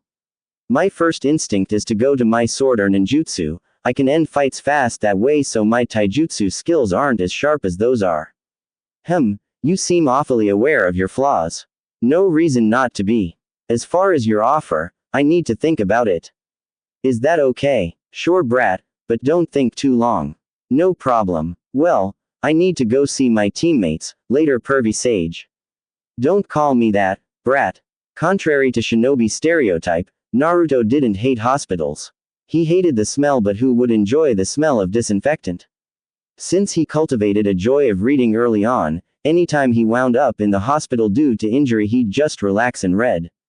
Because he didn't make himself a pain and was actually a good patient, the hospital staff was weirdly accepting of Naruto. They didn't care or whisper behind his back, he was just a normal boy with abnormal hobbies. So when he heard, "What are you doing here?" he didn't take it as an insult or expression of animus. "Anyo, Saito-sensei, I'm just here to visit my teammates." That had better be why. If I have to treat you for Tenketsu burnout one more time, I'll wring your neck. The brunette said. She was the first person to ever treat Naruto when a Raiden jutsu got away from him. She fussed over him more like a mother hen than a doctor, but it was nice, if unusual for the redhead. "I heard you kicked, Naruto." "I did okay, won my first 2 matches but forfeited during the final." "Good, you aren't one of those battle junkies looking for stronger opponents or some such nonsense." "Nah, I'm too lazy for that. I want all my enemies weak so I can beat them and get back to my books." "You sound like an old man, Naruto." He chuckled. "I suppose I do. Would you happen to know where Shikamaru Nara and Shino Aburame are?" "Actually, I do. They are in the same room since Shikamaru is faking. Just go down this hall and it's the last door on the left." "Thank you, Saito-sensei." "No problem, Naruto. Just stay out of trouble or else." Hi, he said before traveling to his teammate's room. Once he arrived, he saw an unexpected sight, Shino staring off into the void, likely having a discussion with his allies while Shikamaru pretended to sleep. For a notoriously lazy boy, he pretended to sleep a lot. Hey, fellas. Troublesome. That resulted in Naruto gaining a tick mark. Hello, Naruto-san. No matter how many times Naruto tells Shino he doesn't have to be so formal, he is anyway. So, he's given up, for now. You feeling better, Shino? Yes, my allies were able to neutralize much of the poison, I am only here as a precaution. Thank you for your concern. Of course, we're teammates. What about you, Shikamaru? Still pretending to have chakra exhaustion? Not all of us are walking chakra batteries, you troublesome redhead. You're troublesome, Tem. No, you are. I used to think blondes were the very height of troublesome, but I was wrong. I actually talked to my dad about it and he gave me a knowing look. You clearly descend from troublesome people. You goddamn right I do. My name might mean maelstrom, but I'm an eternal flame, baby. Datbeo. Oh, Kurenai, your cute little students are so much cuter than mine. Want to trade? A voice from outside the room said. They are downright adorable, Kakashi, so I think I'll keep them. At being caught in their childish moment, Shino adjusted his glasses, Shikamaru muttered troublesome, and Naruto scratched the back of his head. Well, just be careful around Naruto and Raiden Jutsu, he isn't very good with them. Naruto immediately became irate, hair floating in distinct tails. You suck at teaching Raiden, Datbeo. Oh, Naru-chan, is this about the lightning puppy again? Immediately his mood changed from righteous fury to embarrassment. Shut up, you said you'd never bring that up. No, I implied I wouldn't, but it's good to have embarrassing stories about rookie Chunin, it keeps them humble. You got promoted, Naruto? Kurenai asked. Hi, the old man told me just a little while ago, but I don't think it means no one else has a chance. He just confirmed my early.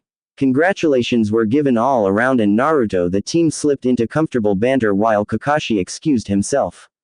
He took a look back at Kurenai's team and knew, while he truly wanted to be directly involved in Naruto's development, this was likely the best team for him. A supportive team with no egos, and people too smart to give into blind prejudice.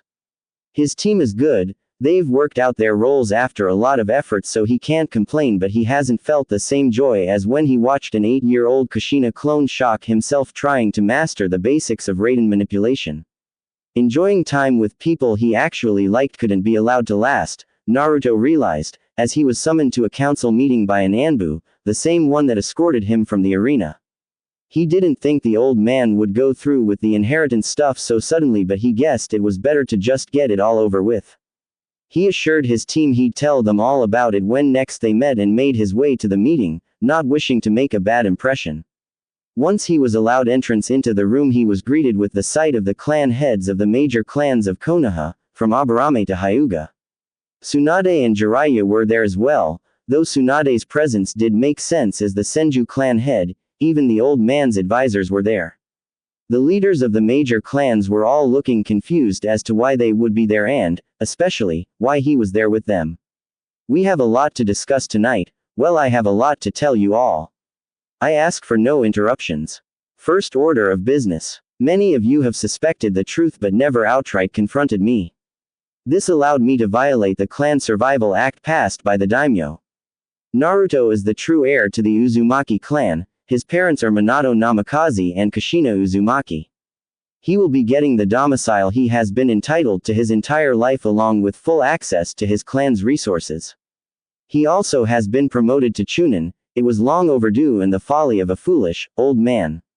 As such, he will have a seat on the council or may choose a proxy, but that can be arranged another time. But for tonight, he will join us.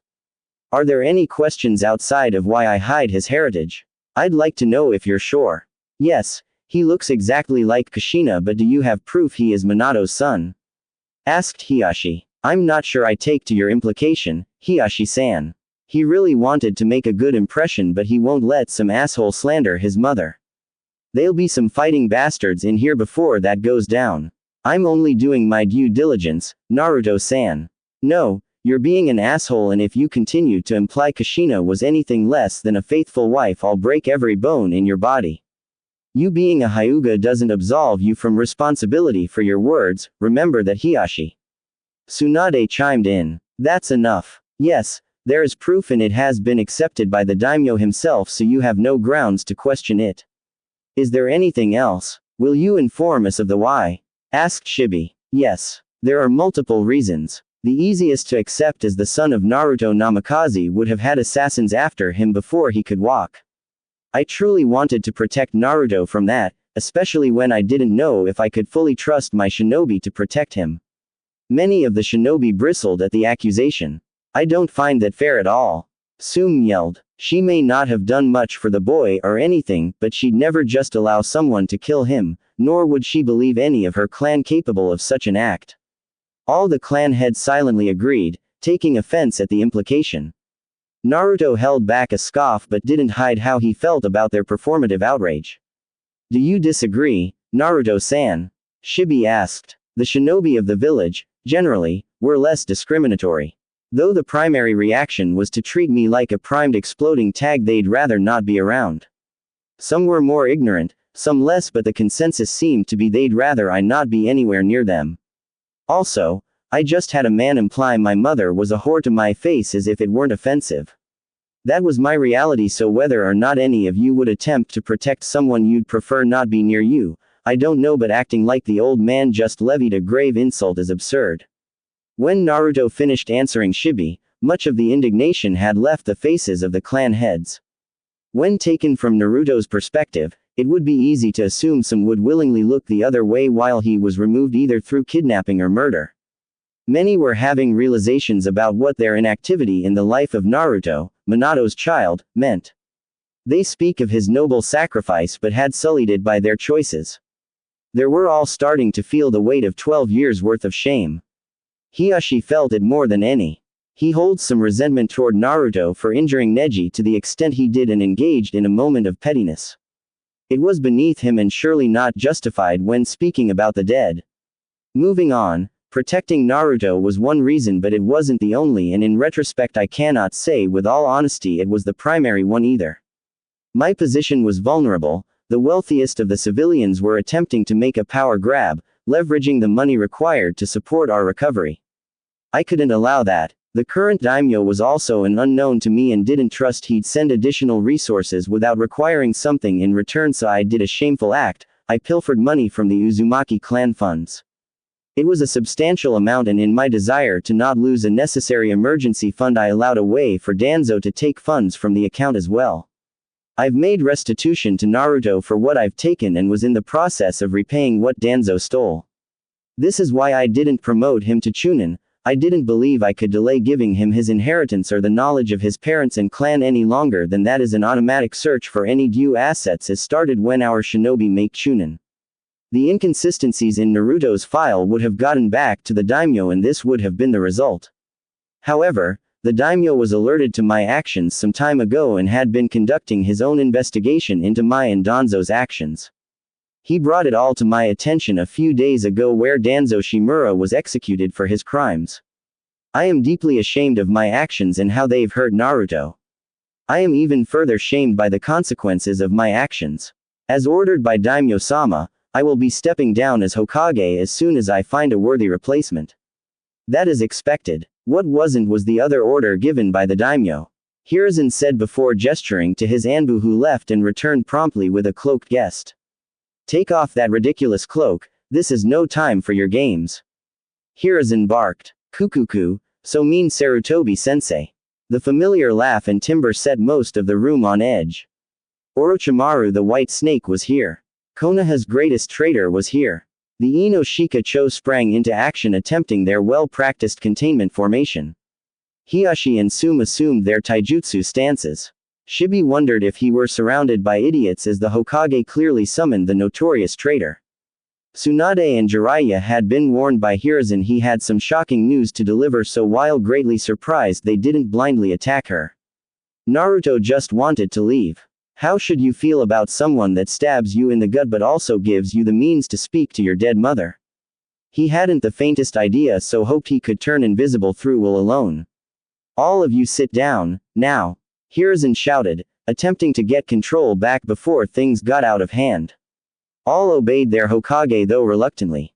Orochimaru, as ordered by the daimyo, was given a full pardon as she was acting under the orders of Danzo at the time, and as I never punished him, it was unjust to hold a subordinate to a stricter standard. Odo, her shinobi village will become a protectorate of Konoha, operating semi-independently, but my successor will have to iron out the specifics. She is reinstated as an elite Junin and conferred all the rights and privileges befitting her rank and is still acknowledged as a Sannin. These orders are absolute and beyond contestation. You are all to inform your clansmen of these developments so none erroneously attack her. Sensei, you can't do this. She's a monster. It'd be letting the fox into the chicken coop, no offense Naruto. I can't allow this. I won't let her cause further harm here. Naruto said nothing, still pretending to be invisible. Kukuku, stupid Jiraiya, always talking big. He should shut up before I run him through with my sword and spit roast a few of his toads for good measure. Try it, bitch. However did you suffer this idiot for an entire month, Naruto-kun? You must have lost brain cells by the minute. Now that I'm back, how would you like to be my student? Did she really just ask me that? No, she didn't. None of them can see me, I'm not even here. His denial no jutsu was strong. Never. Jiraiya roared, unleashing his full killing intent. Why not? I've already helped him more than you ever have, isn't that right, Naruto-kun? Naruto just sank into his chair. This woman was crazy but no match for his invisibility jutsu. What do you mean by that? Naruto, what does she mean? Hiruzen asked, but when Naruto kept silent he got a tick mark. You aren't invisible, we can see you. That has never worked, not even when you were a child. Fine. When I started my independent study I would occasionally receive resource materials, mostly advanced chakra theory or whatever. I didn't know who it came from, I figured some Konoha ninja just wanted to help me. See, I'm clearly the better choice to train Naruto-kun. Not some toad summoning lummox. Besides, your skill sets don't even complement each other. Naruto is a just you creator and kenjutsu user. That's elegance. That's finesse. And above all, it's intelligence. You're an oaf. A stupid oaf. That's enough, we aren't here to watch you insult a loyal shinobi. This meeting is over, my former students and Naruto stay. Everyone else, please leave. Are you sure, Hiruzen? Asked Homura. Yes, old friend, I will be fine. He watched his advisor nod and leave with his counterpart. His eyes immediately grew colder as he stared at the snake Sannin. My authority may be diminished greatly, but I will never allow you direct access to Naruto. I won't have you twist him into something dark and ugly, a creature more than a human. Kukuku, you haven't the ability to stop me, you useless relic. It's his choice and any undue influence on his choice would be unwise and likely unhealthy. Are you threatening me, us? Surely you don't believe you could defeat all three of us?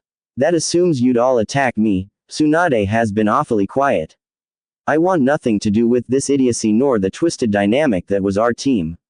Come on, Naruto. Auntie Tsunade is going to drink her dinner until she can't feel feelings anymore and you are too. I don't Gurk. He couldn't finish as she pulled on the back of his shirt, rapidly exiting the council room. Sensei, we can't let her get near Naruto. Jiraiya said, his eyes pleading for his sensei to do anything to stop her. Why are you so convinced I mean him harm? I've only helped him thus far. You stabbed him in the gut. Just a little. I knew he'd survive and now he has something to remember me by. A little gift from Orochimaru sensei. Shisho. Yes, Shisho. If you want Naruto in the best position to fend off the Akatsuki, you'll leave him in my care. I was actually a member. I have more intelligence on them than anyone else you have access to. If you prefer to hold on to old grudges and stroke your ego, make Naruto work with a lazy pervert that never attempted to aid his godson. And before you start on your excuses, I was a missing nin and I still knew of his interests and helped cultivate them. If anyone deserves to continue his development, it's me. Not the feeble old man nor the useless toad.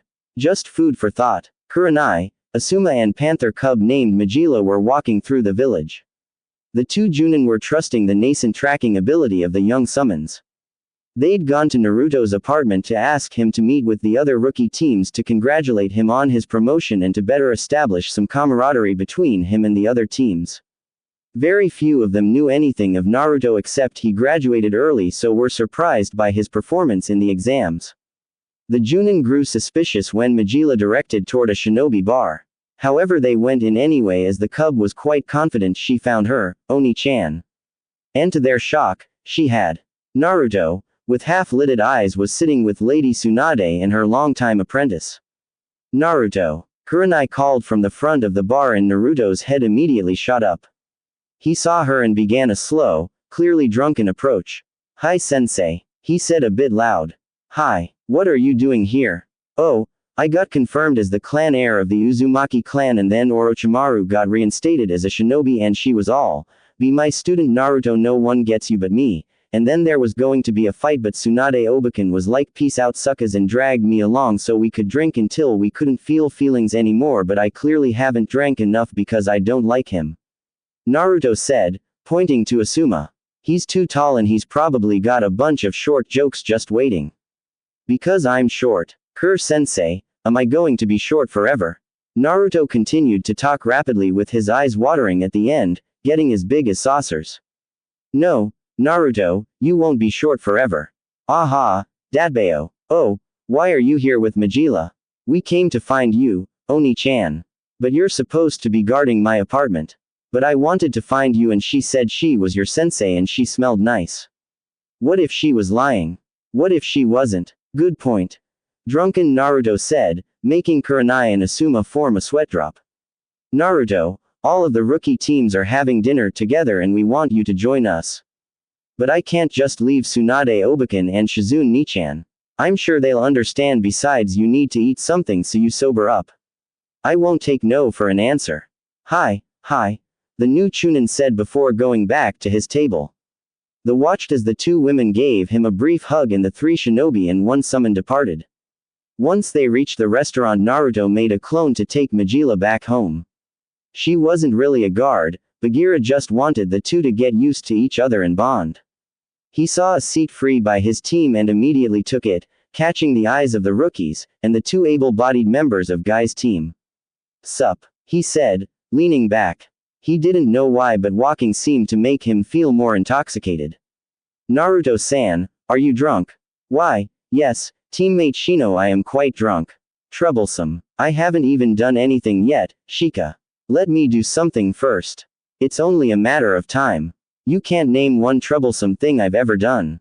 You had 6 of your summons chase me for 3 hours. You need to improve on your cardio, I gave you motivation. Fear for one's safety is quite motivating, Shikamaru-san." Shino added, getting a thumbs up from Naruto. "See, Shino gets it. I'm glad everything is just one big joke to you." A bun-haired girl cut in, glaring at Naruto. The outburst caught the attention of all at the table. "I'm sorry, have we met?" "No, you just tried to kill both my teammates." "Nani?" said Naruto, confused. "Lee and Neji." Shikamaru filled in the gaps. "Oh, that's incorrect. I only tried to kill one of your teammates. I intended to maim the other." "Very different. And that makes it better. We're supposed to be comrades." Then, they should have acknowledged their comrade had them beaten and given up. You didn't have to go that far. Neji may never be a ninja again, it is all he had. Then he should have taken better care of himself. Besides, he looked as if he was truly trying to kill Usagi Hime. He pointed to Hinata, causing her to blush faintly at the name and attention, and I bet you didn't say one word about it. "I'm sorry, bad things don't confine themselves to just people you don't care about. If I'd realized that were the rules, I'd have let Lee beat my brains in." He finished, causing the girl to leave, Lee following behind her. The Junin overheard the discussion and saw Tenten leave. They were surprised Guy hadn't followed her and looked at him expectantly, causing him to answer the unasked question. "There's nothing I can say tonight to make her see the truth of Naruto's words. I think seeing her teammates easily bested by the same person has shaken her worldview. All she and my team have known, until the exams, is success, and I think they developed a certain amount of arrogance that nothing could touch them. That's my fault, but it won't be fixed tonight. It's okay, Guy. That would be difficult to predict. I have trouble getting my team motivated. There's no natural leader among them. Ino's just bossy, but she's also the weakest. Choji is too kind to take charge, and Hinata, while strong doesn't appear to want to push them. By the time they all make Chunin, assuming they do, this team will not last beyond that. Asuma said, and it was truly an unusual team. His father had expressed concerns about overspecialization and decided to take inspiration from Tsunade, without actually enacting her proposal. He moved to have every team have a tracker, a containment specialist and a heavy hitter, with one member also able to fulfill a support role. Kakashi argued hard for Naruto to be his tracker, his summons ideal for it, but Iruka and the Sandaime cited potential personality conflicts.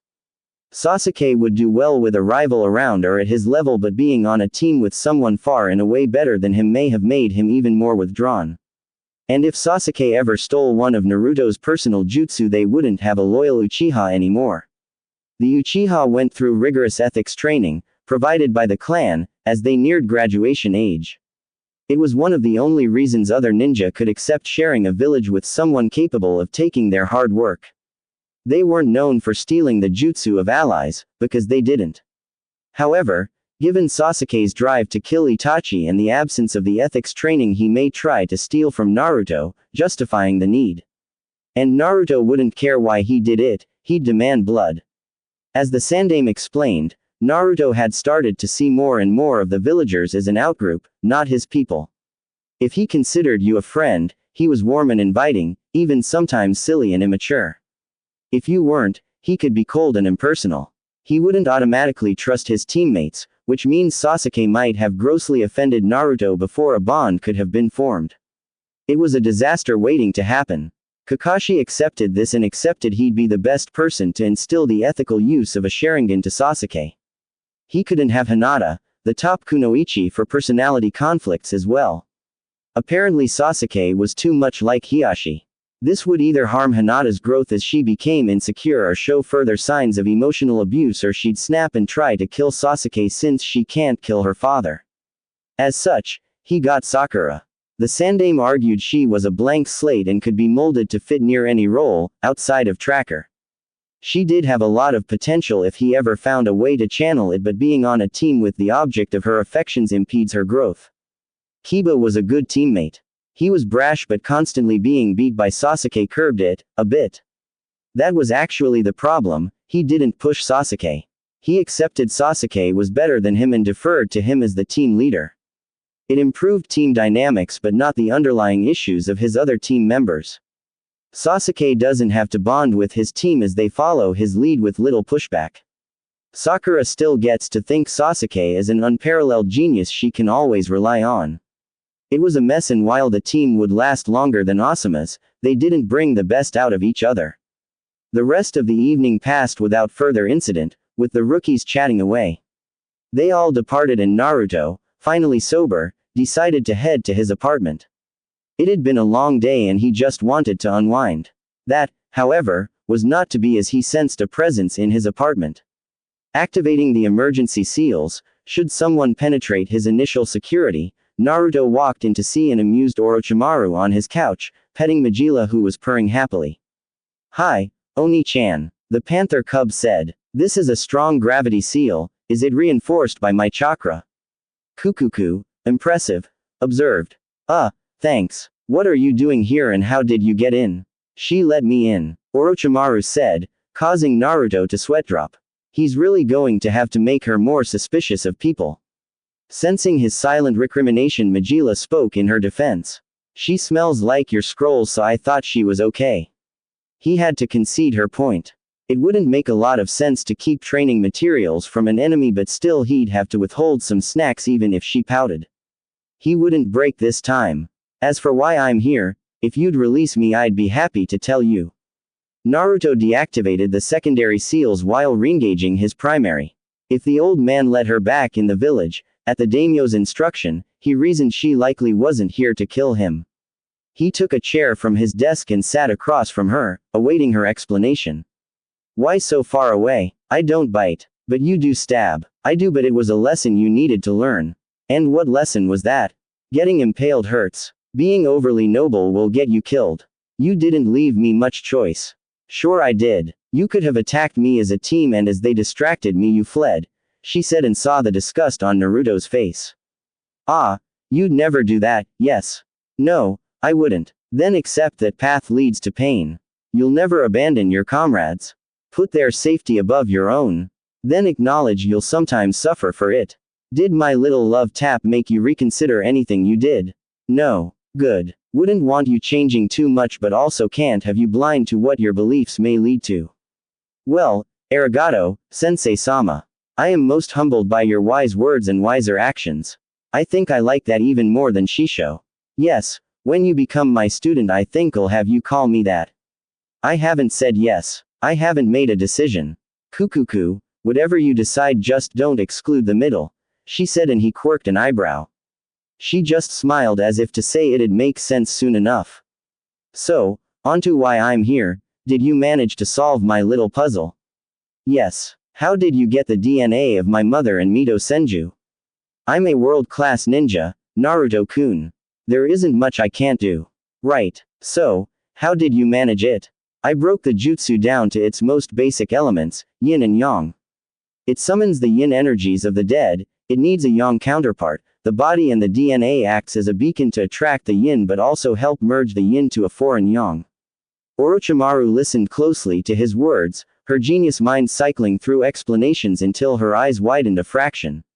Yang release. Yep. Pure yang release channeled into a shadow clone was how I was able to do. So, you can do yang release now. How far have you gotten with it? Just the shadow clone. I was under a tight deadline and learning to focus the balance of my chakra to yang took a majority of the month. What happened? Where are they? They both returned to the pure world. For Mito, she felt her time had passed and outside of Tsunade, all of her family is with her there. Mai Ka-chan was conflicted but ultimately felt it unnatural. Apparently the control seal can distract them from it as they have orders to follow but when they retain their free will there's always this sense that a part of them is wrong and shouldn't be there. The foreign yang. Yay. She didn't appear to have any moral qualms about it or concerns about balance or whatever, she just said she felt wrong. Fascinating. What will you do now? I'm not sure. I know I want to develop yang release more but as far as the Edo Tensei, he said with a shrug.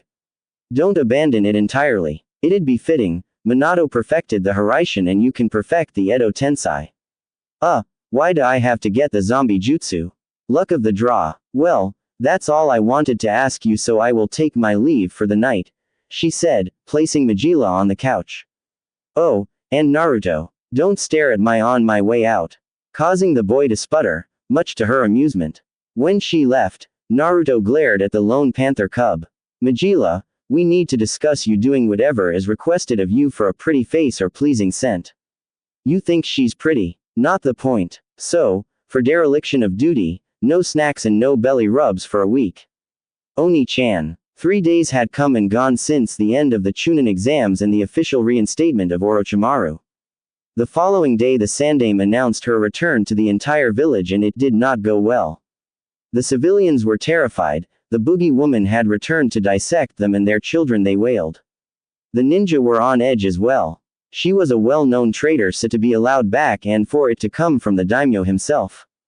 The seasoned among them realized there was a game being played well beyond their level but would watch their step around the snake Sanin.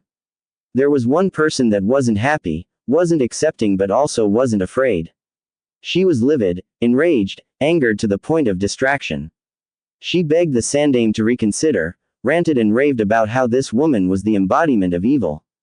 The old Hokage couldn't fault the Kunoichi, few had been as affected by Orochimaru's machinations than her but his hands were tied. She realized he couldn't, or wouldn't do anything and had thrown herself into a bender to cope. Her friends tried to help but there wasn't much they can do. The situation was simply unchangeable and if Anko tried to attack Orochimaru she'd be stripped of her status as a kunoichi and possibly imprisoned, if the Sanin didn't kill her outright. None of them were used to seeing Anko so distressed and hated how powerless they were to console the, normally, lively kunoichi. Kurenai's team was ordered to stay on light duty as 2 of her team members were still being considered for promotion, the Orochimaru fallout having delayed final decisions, and Naruto had clan business to attend to. This allowed her to stick by her friend, attempting to sober her up with her favorite treat, dango. Are you feeling better now? There is no better as long as she is alive. Maybe there is a long-term missions you can be sent on, to get some space. I'm not running, Kurenai. Not from her. Never from her. Then what, Anko? You can't remain like this, you'll only be hurting yourself and those who care about you. I don't know. I feel helpless. How did she get the daimyo on her side? It makes no sense. Although, it is convenient that she comes back and your brat gets his long-denied promotion and acknowledged as a clan heir. Funny, that. What are you implying, Anko? She has an interest in him. Don't know what, don't know why, but it's there. And the kid is about as attached to this village as that Neji is to his right arm. Naruto wouldn't betray the village, he wouldn't betray his team. Maybe not now but before. Heritage hidden, stalled career and most of the villagers still disliking him. You think a few people is enough to keep him in hell? Nah, and I bet she knows that too. She'll have her hooks in him before you know it and he'll be twisted just like she is. Anko said and was immediately slapped in response. You don't get to talk about my student like that. Naruto is nothing like her. I wasn't either. Until I was influenced by her.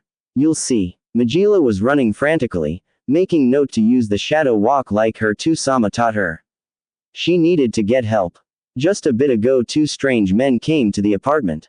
One tried to get through the security but couldn't. The presence of one of the men had the small cub shaking, it felt oppressive and overwhelming. They made mention of trying to find her Oni-chan, so as soon as she sensed them gone, she left via a secret exit to go find help. She smelled 2 familiar scents, one was his sensei but her presence didn't seem to match those men, so she opted to find the other lady that smelled like snake and gave really good tummy rubs. She ran non-stop until she found the woman at a cafe with some other person. As she approached she jumped on the table, causing the boy to tense and prepare to attack. Kabuto, stop, the lady ordered. Now, little one, what seems to be the issue? 2 men were looking for Oni-chan. One had more chakra than even Oni-chan did. They were in these cape things with red clouds on them and I think he might be in trouble. She got out, completely out of breath. Do you know where Naruto-kun is right now? The cub nodded. He uses a faraway training ground when he wants to be alone. I can show you. Good. Kabuto, we're leaving, Orochimaru said, picking up the cub and following her directions. Naruto was having a rather crappy day. It started out fine, no mission to worry about, so he went to train for a bit. While working through the grapples of the panther style with a shadow clone, he felt his awareness shift. Immediately he suspected genjutsu and dispelled it, to see 2 cloaked individuals approach him. He cursed himself for being caught off guard but wouldn't just react blindly because of it. They removed their straw hats as the short one began to speak. We need you to come with us, Naruto-kun, he said, and once the hat was complete off he realized who they were, Itachi Uchiha and Kisame Hoshigaki. He was boned. Bagheera might not even be much help against these guys and he couldn't justify putting his summons at risk on the slight chance they'd make a difference. He needed to do 2 things, avoid looking Itachi in the eyes and come up with a plan to escape. He looks like the type to resist Itachi. Maybe I should cut off his legs, the large man said, going for his sword. Besides, I hear he fashions himself a swordsman. I can put him to the test. We need him alive, Kisame. Besides, he won't resist. Without saying a word or making a gesture, his existing shadow clone sent 2 kunai at Itachi, each infused with his supersonic chakra flow technique. Itachi tossed 2 kunai to meet Naruto's but was surprised when Naruto's cleaved, effortlessly, through his own, causing the Uchiha prodigy to have to dodge. The real Naruto had not been idle as he created 2 Fuinbunshin. A weakness of this jutsu is due to the complicated chakra molding. He could only make 2 at a time and it was limited by how many seals he could materialize through chakra. Naruto only had 3 as he'd been somewhat limited in his Fuinjutsu studies, though Mito and his mom had sought to correct that. The exploding array was one he'd demonstrated. The next was gravity seals, as they made for a good containment method. If all went according to plan, Kisame would discover his 3rd one. The blue man closed the distance between Naruto and himself in the blink of an eye and hurriedly brought down Samahata to dispel the clones. However, right before it made contact with the first clone, it dispelled itself, leaving the array planted on the sword, and with the quickest flare of the original's chakra, Samahata was gone into Naruto's personal storage void. The other clone tried to take advantage of the opening but was dispelled with minimal effort as an enraged Kisame rushed at Naruto, slamming his fist into the redhead's jaw. Naruto's vision was swimming and he fell to his knees, only to receive a sharp kick to his ribs. A kick powerful enough to lift him off the ground. Kisame was so angered by the theft of his sword he didn't notice the brief glow on the ground. Naruto had suspected the kick was coming and used the moment to create space between him and the ground, so while in midair he performed a desperation shunshin, while also triggering the explosive array he planted while bowed by Kisame's blow. The large blue man was tossed back and suffered minor burns but nothing that would impede him for long. Naruto came out of his shunshin and immediately retrieved two kunai. He knew they would most likely follow him via the same technique. The shunshin wasn't a viable combat technique because it was disorienting and just predictable enough to give your target a brief warning to go on the defensive. However, after prolonged study, Naruto became able to see the displacement the high-speed technique caused and estimate about where it would end. It's how he killed Zabuza after the Demon of the Mist threw his legendary sword. The path of the shunshin was obvious and a few wind chakra-infused kunai ended his life. Naruto waited. He only planned to attempt this with Kisame. Itachi's Sharingan would render the ambush useless. He'd see it coming even if he wasn't as proficient with the technique as Shisui Uchiha was. He threw the infused kunai and then performed the 6 hand signs required for one of his original jutsu. A Kaiden jutsu shot in a straight line, it traveled very fast. Instead of ending the Kaiden with the tiger sign, the sign that essentially ignites the chakra, Naruto finishes with snake, giving it Suiden-like properties.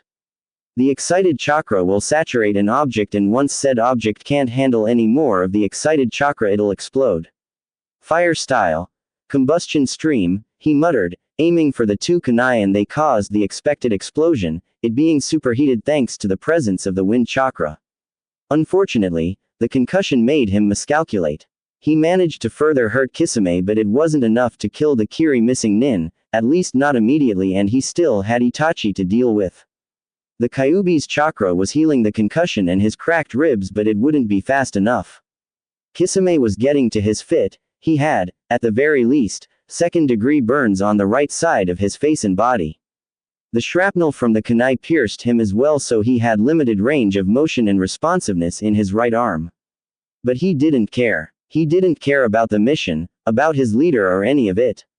He was going to kill that little annoyance and they could get the fox later. Kisame began his approach toward Naruto, fully prepared to end the little shit that injured him and stole his sword. Until he collapsed on the ground and could no longer feel his legs. He couldn't see what happened but Itachi could and knew the blade that literally stabbed Kisame in the back and then immediately retracted. "Long time no see, Itachi-kun," she said, now standing over his downed partner along with another male, possibly around Itachi's age.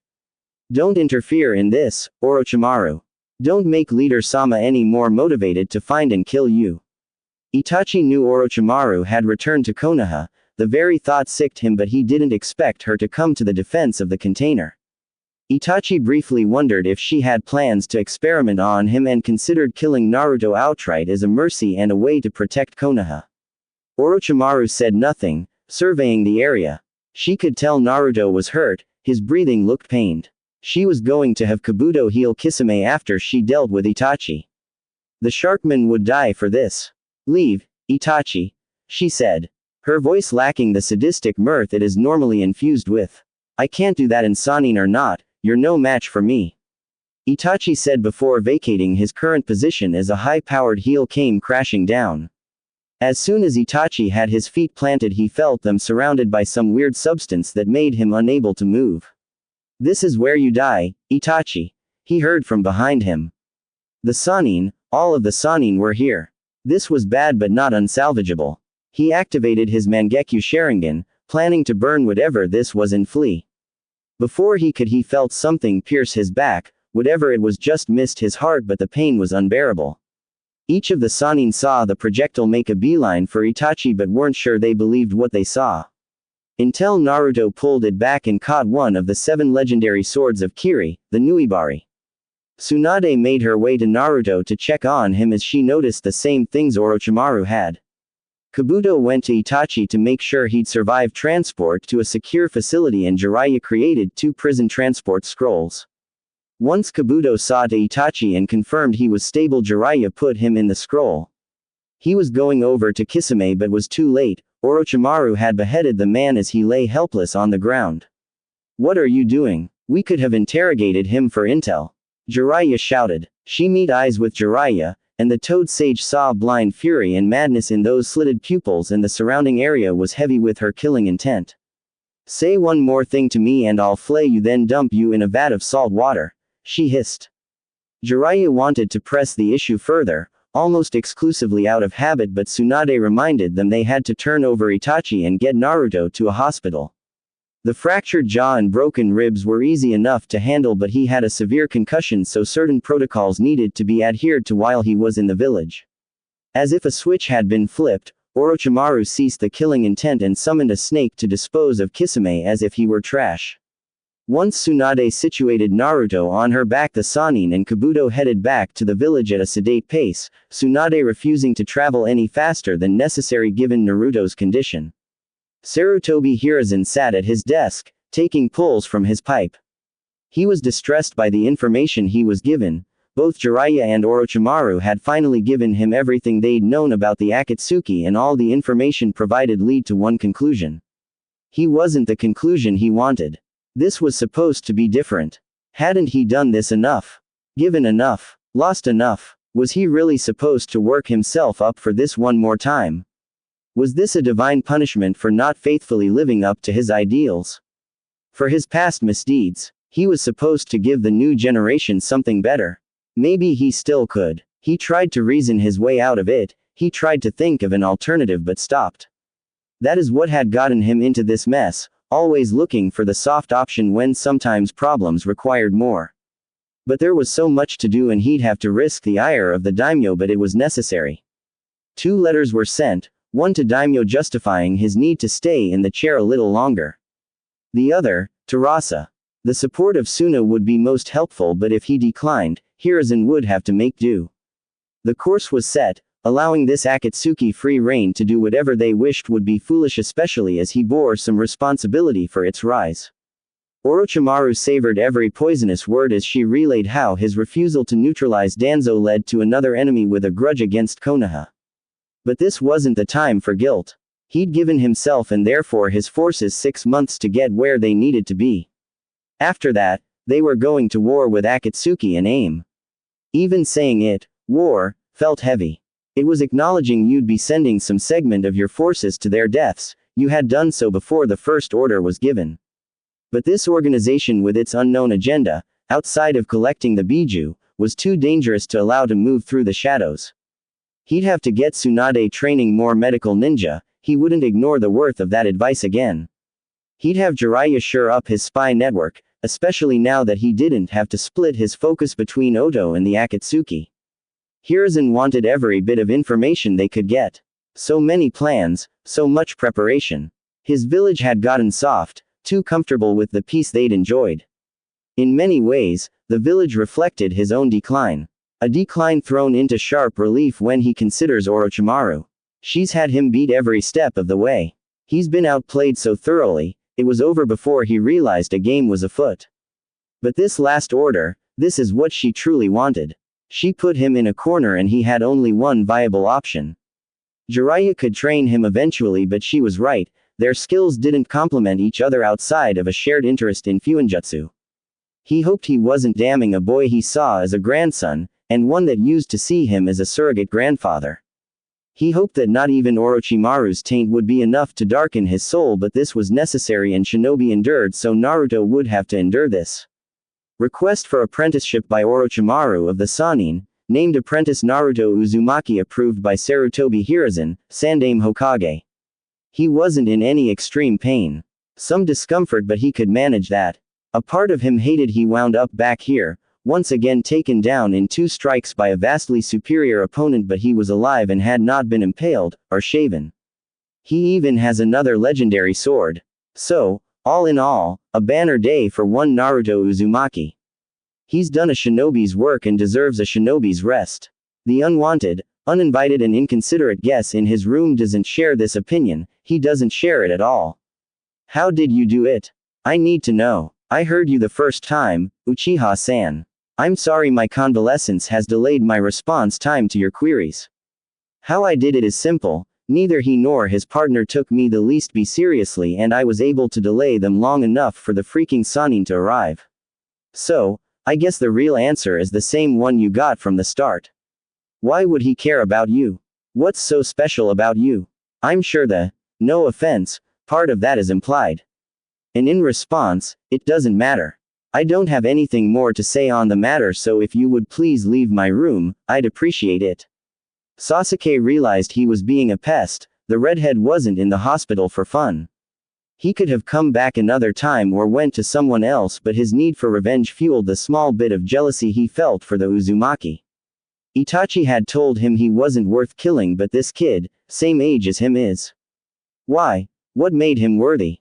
In a moment of pique and childishness, Sasuke did something that was beneath him and even he'd admit was jerkish. He grabbed Naruto by what should be the collar of his shirt as he was still wearing his face mask and demanded Naruto answer his unasked questions.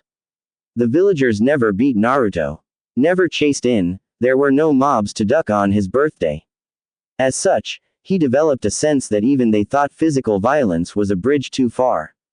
That wasn't the case, it's just that attempts of physical violence resulted in immediate execution, and that was one of the few things Hiruzen was intractable on. Because of this, Naruto developed a rule, more subconscious than anything.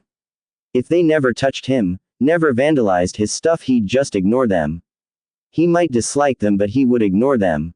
But no one puts their hands on him without response. He would meet violence with violence and not apologize for it.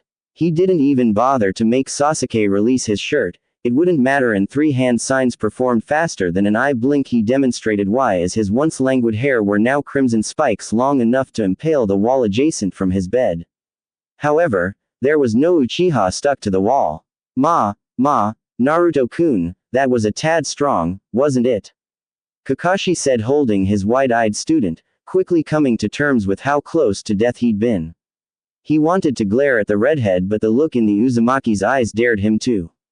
He shouldn't have put his hands on me, Naruto said, ending his jutsu and his hair returning to its natural state.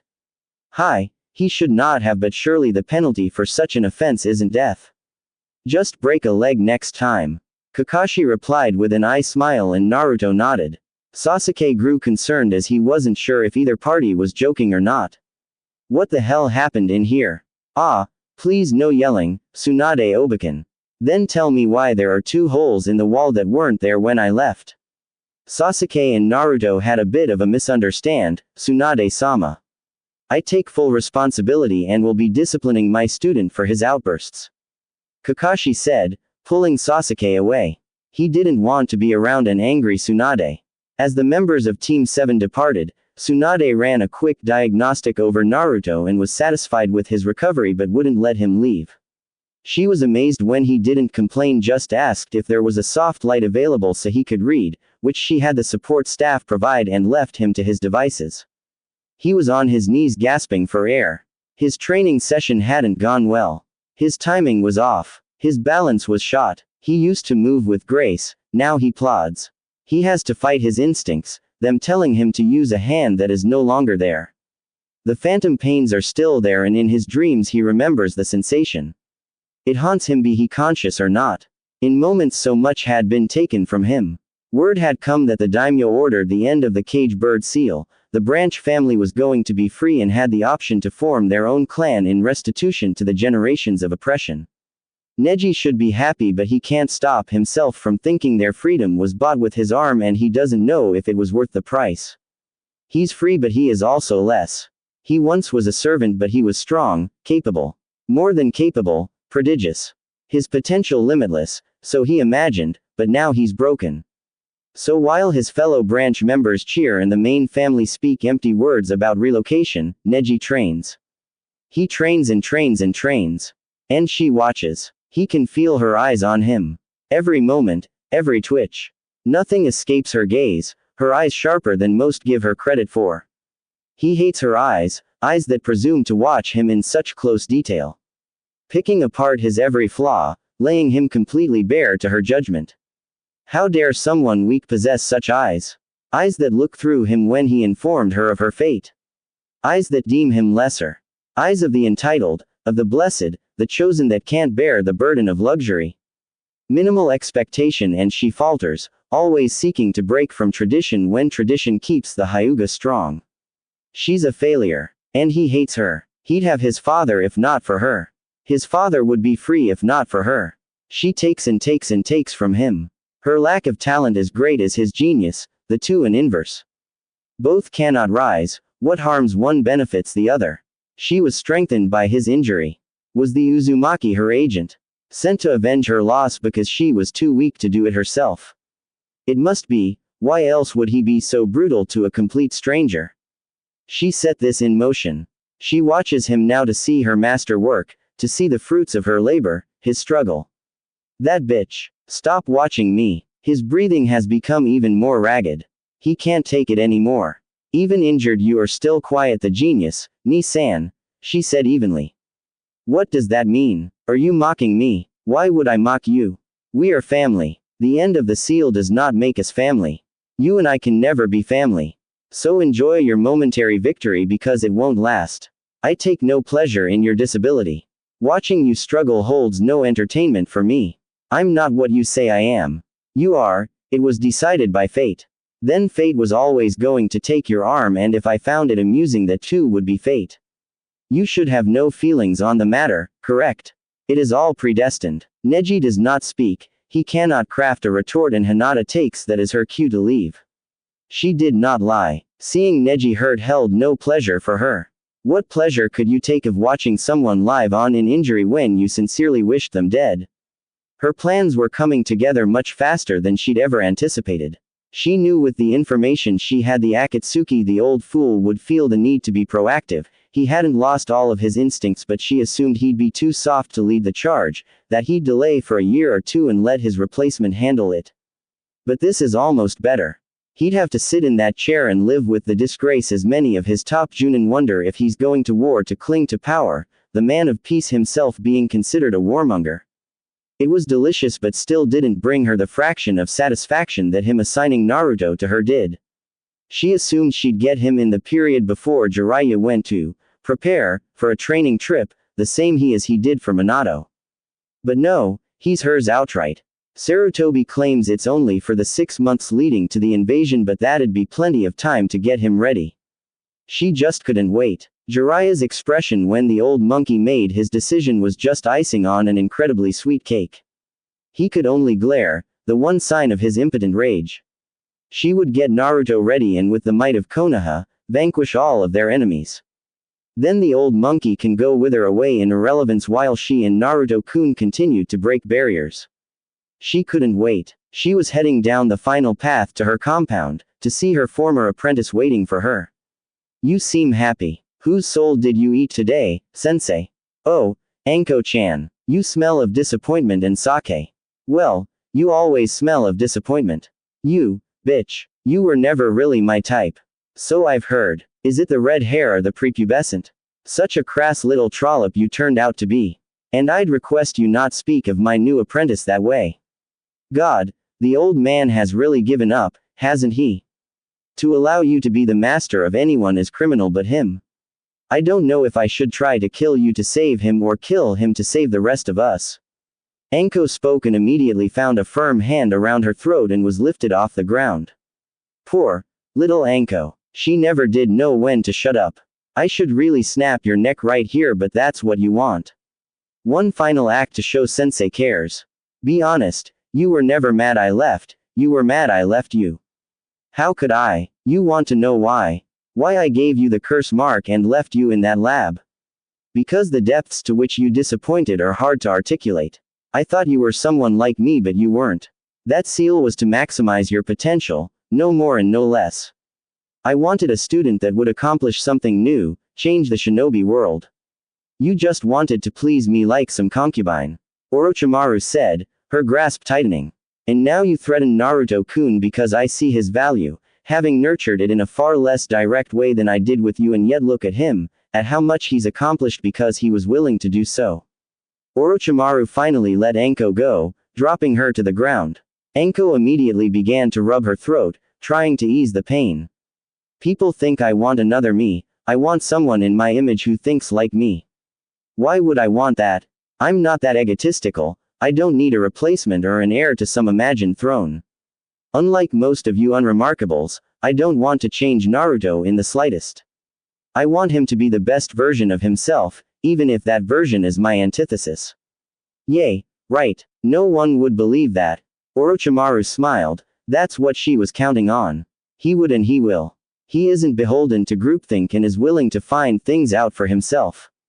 But I'll tell you like I told Sarutobi and Jiraiya, Anko, if you interfere with my apprentice or try to influence him in a way I don't like, it won't be healthy for you.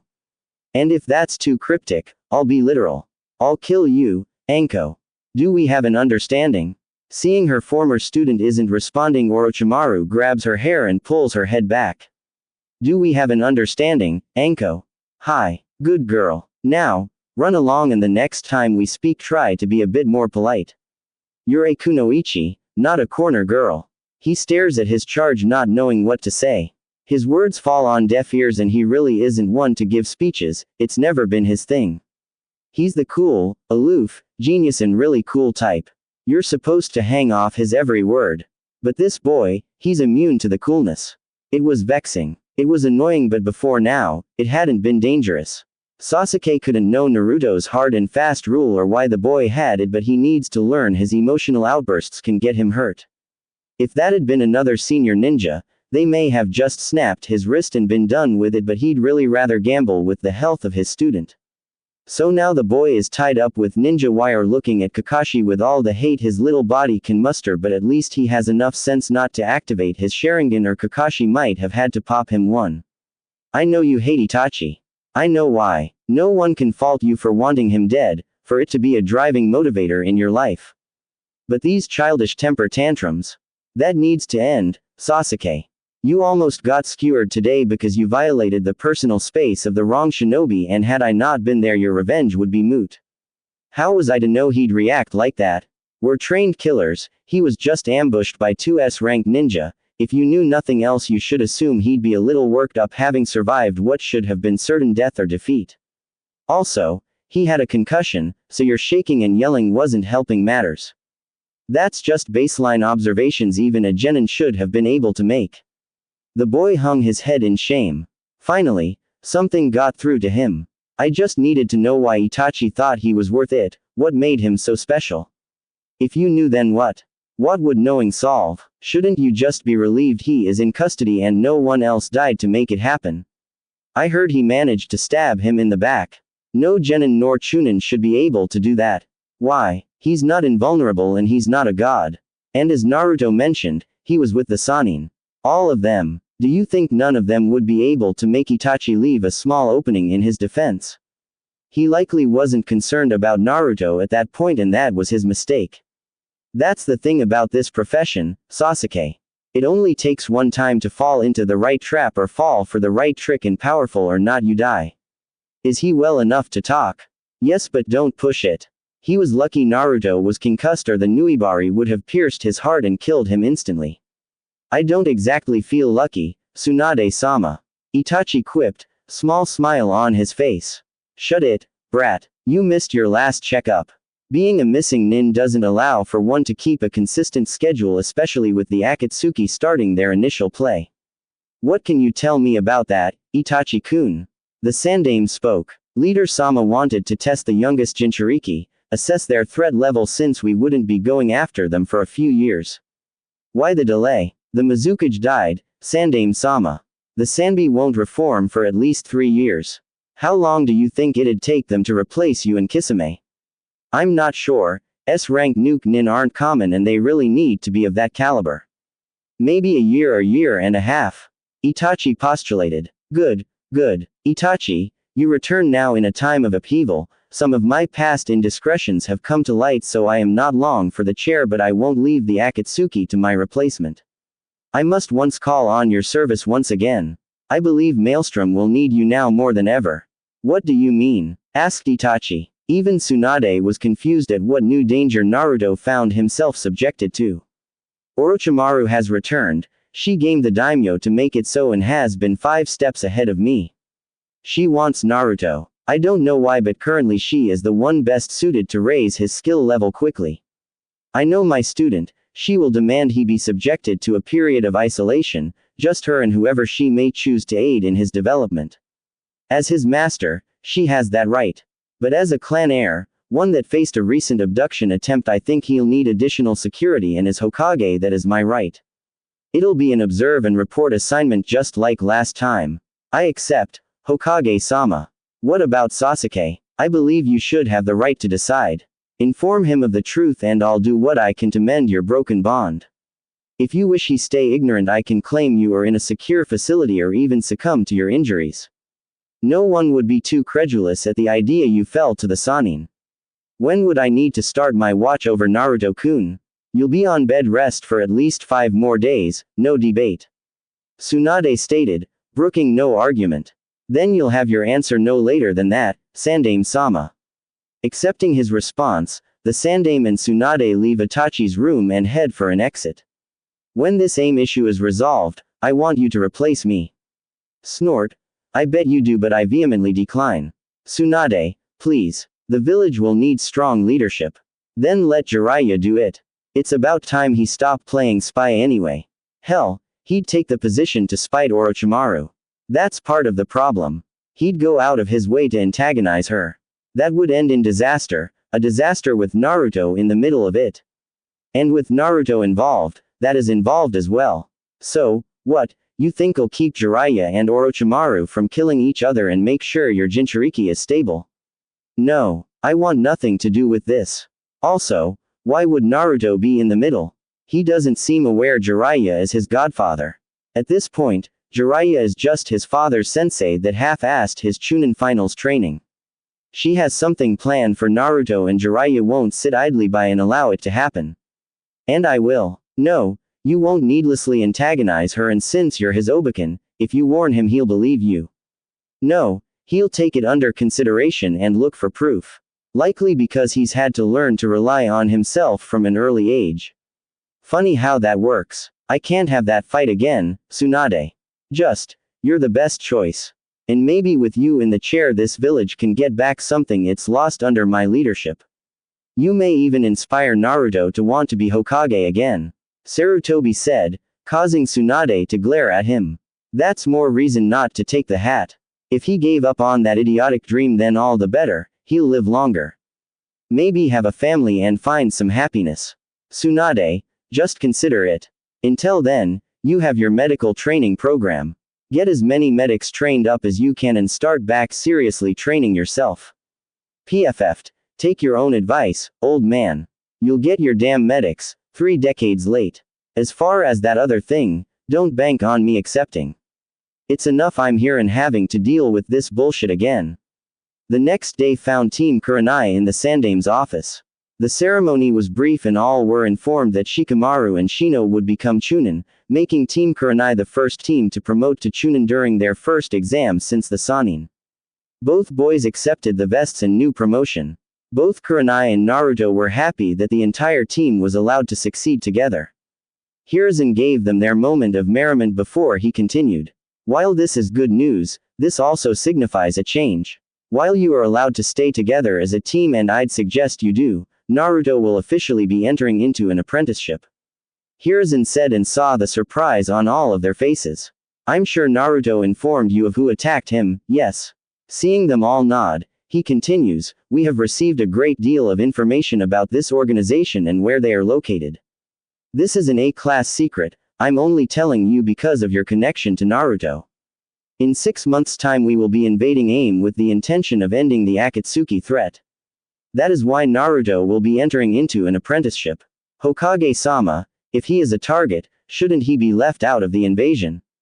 Kurenai asked, clearly worried about her student. If Naruto were some low-level Chunin, yes. But he isn't, and his combat prowess will be needed. As he is now, I'd allow him to go, but after our ramp up I'm more than confident he'll be prepared. I've already spoken with your fathers and they have agreed to increase your training as well. You will still take missions, but they'll be primarily combat oriented, so you have field experience to go with your new skills. This won't be easy nor will it be pleasant, but striking the Akatsuki down while we have the element of surprise is the best choice available. Seeing the boy's nod in understanding, he continued. Naruto, your training with Orochimaru begins in a week. She's requested you not take missions and solely focus on her training during that time. She'll collect you from your apartment on the day you start. You will have your nights free, so don't lose connection with your team. If you have no questions, you are all dismissed. The team departed, the newly promoted Chunin heading off to their training grounds, but Kurenai had somewhere else to go. She could no longer ignore Anko's words as paranoia. She knew Naruto and the Sandaime had a strained relationship, but she assumed if Orochimaru did intend him harm, the Hokage could protect him. But he assigned her student to the Viper herself. Even as a Junin, there are things she is not aware of and things the Hokage clearly had no intention of telling her. That only made her concern grow more.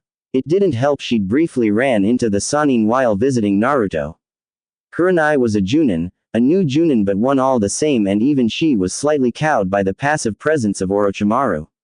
The woman excluded supreme confidence, as if she always had things in hand and you were always just a toy for her to play with.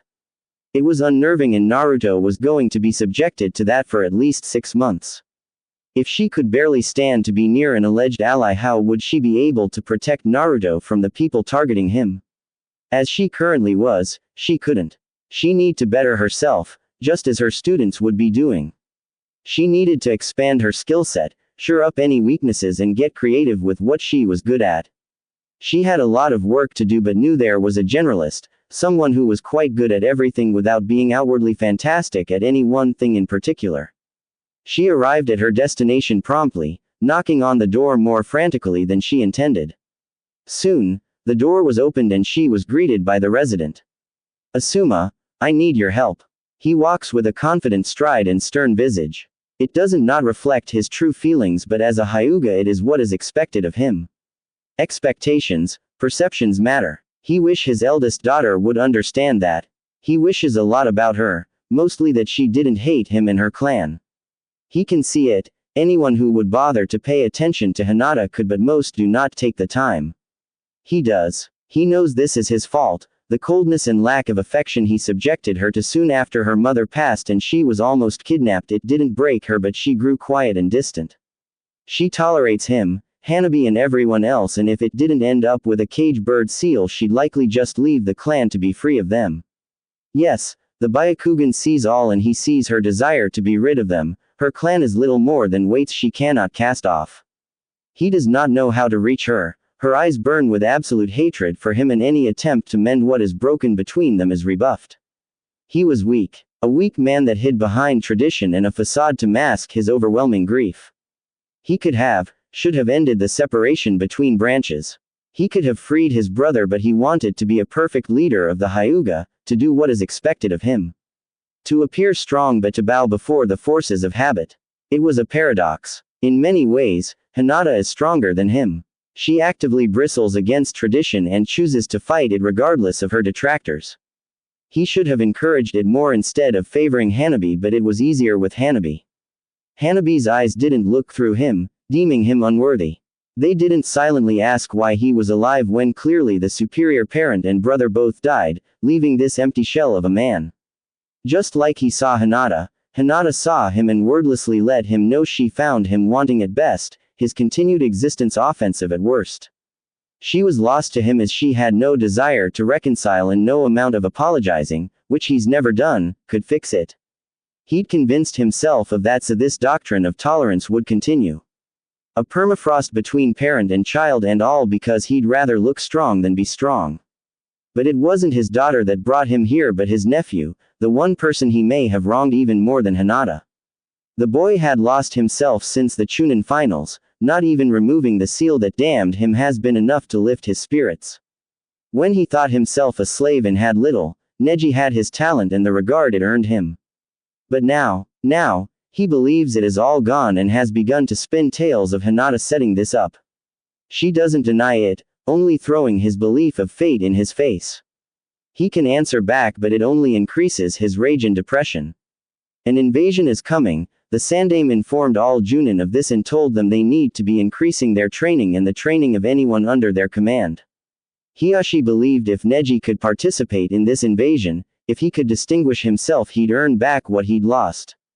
But he'd need to fix his arm to do so. He could go to Suna, but previous experience has shown their prosthetics and the gentle fist don't mix.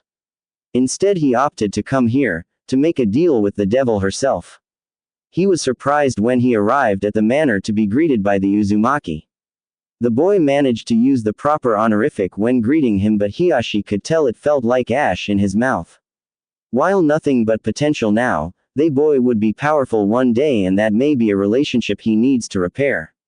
Just another example of when being a joyless hardass has done more harm than good.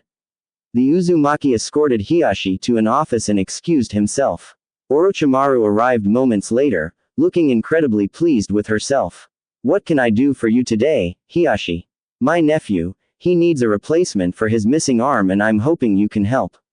"Kukuku, I'm sure I can help Neji-kun with his little problem." "And what will it cost me?"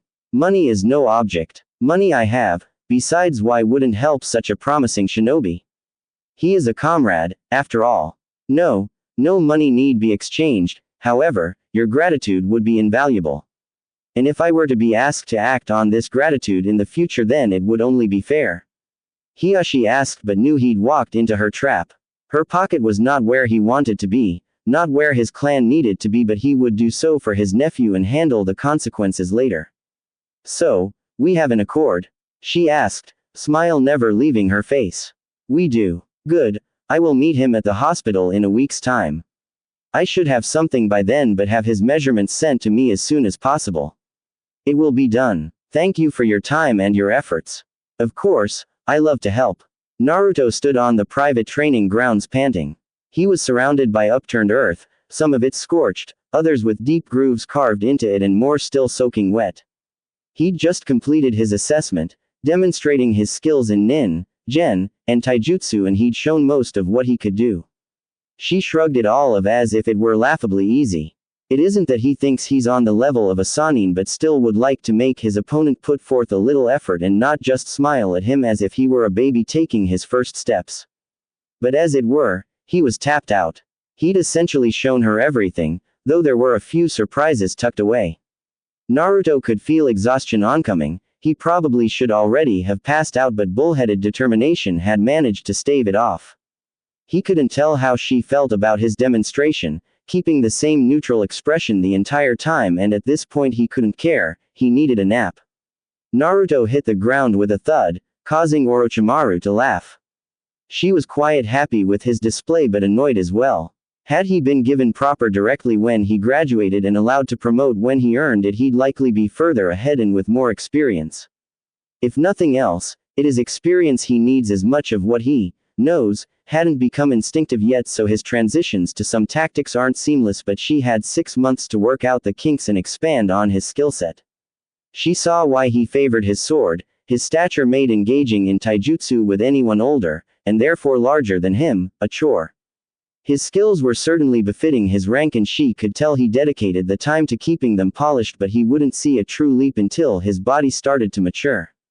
She created a clone and had it take Naruto to his room and then called out Naruto's new shadow. Sarutobi-sensei clearly thought he was clever, his little gambit, but he needed to be reminded why she was so ahead of him and how any piece he puts into play can be turned or neutralized. "Itachi-kun, aren't you going to come out and say hello?" she said, after said shadow refused to reveal himself. "So very rude. I'm sure you've heard about Danzo. Such a pathetic end to a once proud shinobi. I am curious, after he ordered you to kill your family, why didn't you ever kill him?" Itachi immediately appeared before her. "I suggest you drop this topic," he said in his usual monotone. "Or what? Will you attack me? Chance revealing you're still alive. Poor Sasuke-kun, no family, no revenge, he's so very lost. He may need guidance. You will stay away from Sasuke. I may and I may not, and there isn't a lot you can do about it." "Kukuku, but back to my question, why didn't you kill Danzo?" "If someone made me decide between two things I cherished, I may make the decision, but I would certainly kill the person who made me do so." "Did you even consider it?" She asked and saw no response. He was disciplined but still, she had a feeling she was having an effect. Or are you unable to act without orders? Another genius that can only follow the path laid before them, and what is the result? Your brother, broken and alone with no bonds to speak of, while you play guard to someone who doesn't need it because another paranoid old man has made demands of you. Kukuku, so tragic, Itachi-kun. She said nothing else as she entered her manor, leaving Itachi with his thoughts. As much as he'd want to deny it, the Sannin had a point. Danzo was a threat. He should have removed him to ensure Sasuke would be safe from his schemes and for stopping Shisui from finding an alternate resolution, but he hadn't. He only followed orders, and while the village avoided a civil war, his brother bore the brunt of his choices. It was hard to accept, but it was the truth. Without getting justice with his own hands, Sasuke would find it difficult to move on, and that was Itachi's fault, no one else's. You know, I enjoy spending time with you. I really do. As you should. I'm good company and a beautiful woman. I'm 12, but let's go with that. My point is that since I enjoy spending time with you, Shizune and Tonton, you don't have to carry me. I'm not going to flee. Said Naruto was currently underarm of Tsunade. It was embarrassing. He's a chunin for crying out loud. After he awoke from his nap, he showered and changed into some civilian clothing, fully prepared to finish his treatise on the battle applications and limitations on the Shunshin no Jutsu. He called it, the battle applications and limitations on the Shunshin no Jutsu. Until Tsunade stormed and once again abducted him. Shisho just watched and waved, smiling the entire time. He'd pout if it didn't add to Tsunade's amusement and his shame. But you need to have an older familial figure embarrass you, it's a rite of passage. Oh joy. Shush, it isn't that bad. The only reason people aren't laughing at me is they think you'll punch them into the sky. And I will, so you have nothing to complain about. Besides, we're here. Here was a small bar. Apparently he was going to drink his dinner once more. The two settled in, joined by Shizune shortly after their arrival, and chatted away between drinks. Naruto could tell something was bothering Tsunade but didn't want to bring down the mood. After a few bottles, she got a faraway look in her eyes and asked Naruto something he had not been expecting. Brat, why don't you want to be Hokage anymore? Isn't it against your nindo to give up? Naruto paused for a moment, truly surprised by the question. Like so many things in his life, when he'd let go of his dream, he just busied himself with training and his work, but he can still clearly remember the day he stopped believing it were possible. I didn't stop wanting it, I just no longer believed it to be an achievable dream. Why? Asked Shizune. He looked sad, so it was something he didn't enjoy talking about it, but it's better to get these things off your chest. When you guys treated me, after I returned and gave my debrief, the old man, of course, denied me my promotion. But he had this look in his eyes, pleading with me to understand him, to sympathize with him. He held all the power, but he acted as if he were the victim of these large forces outside of his control. I hated him in that moment, sincerely I hated him in his entirety.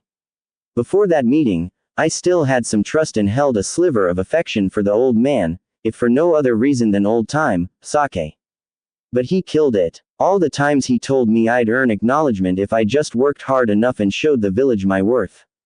He had no intention of allowing me to do that, and if he would hold me back, what hope did I have of convincing the rest of these small-minded assholes? But the chunin that was with you after Ishval, he came around. Shizune pointed out. True, but Nichan, there are thousands of shinobi in Konoha. How could I ever possibly work with enough of them to change the opinion of me en masse?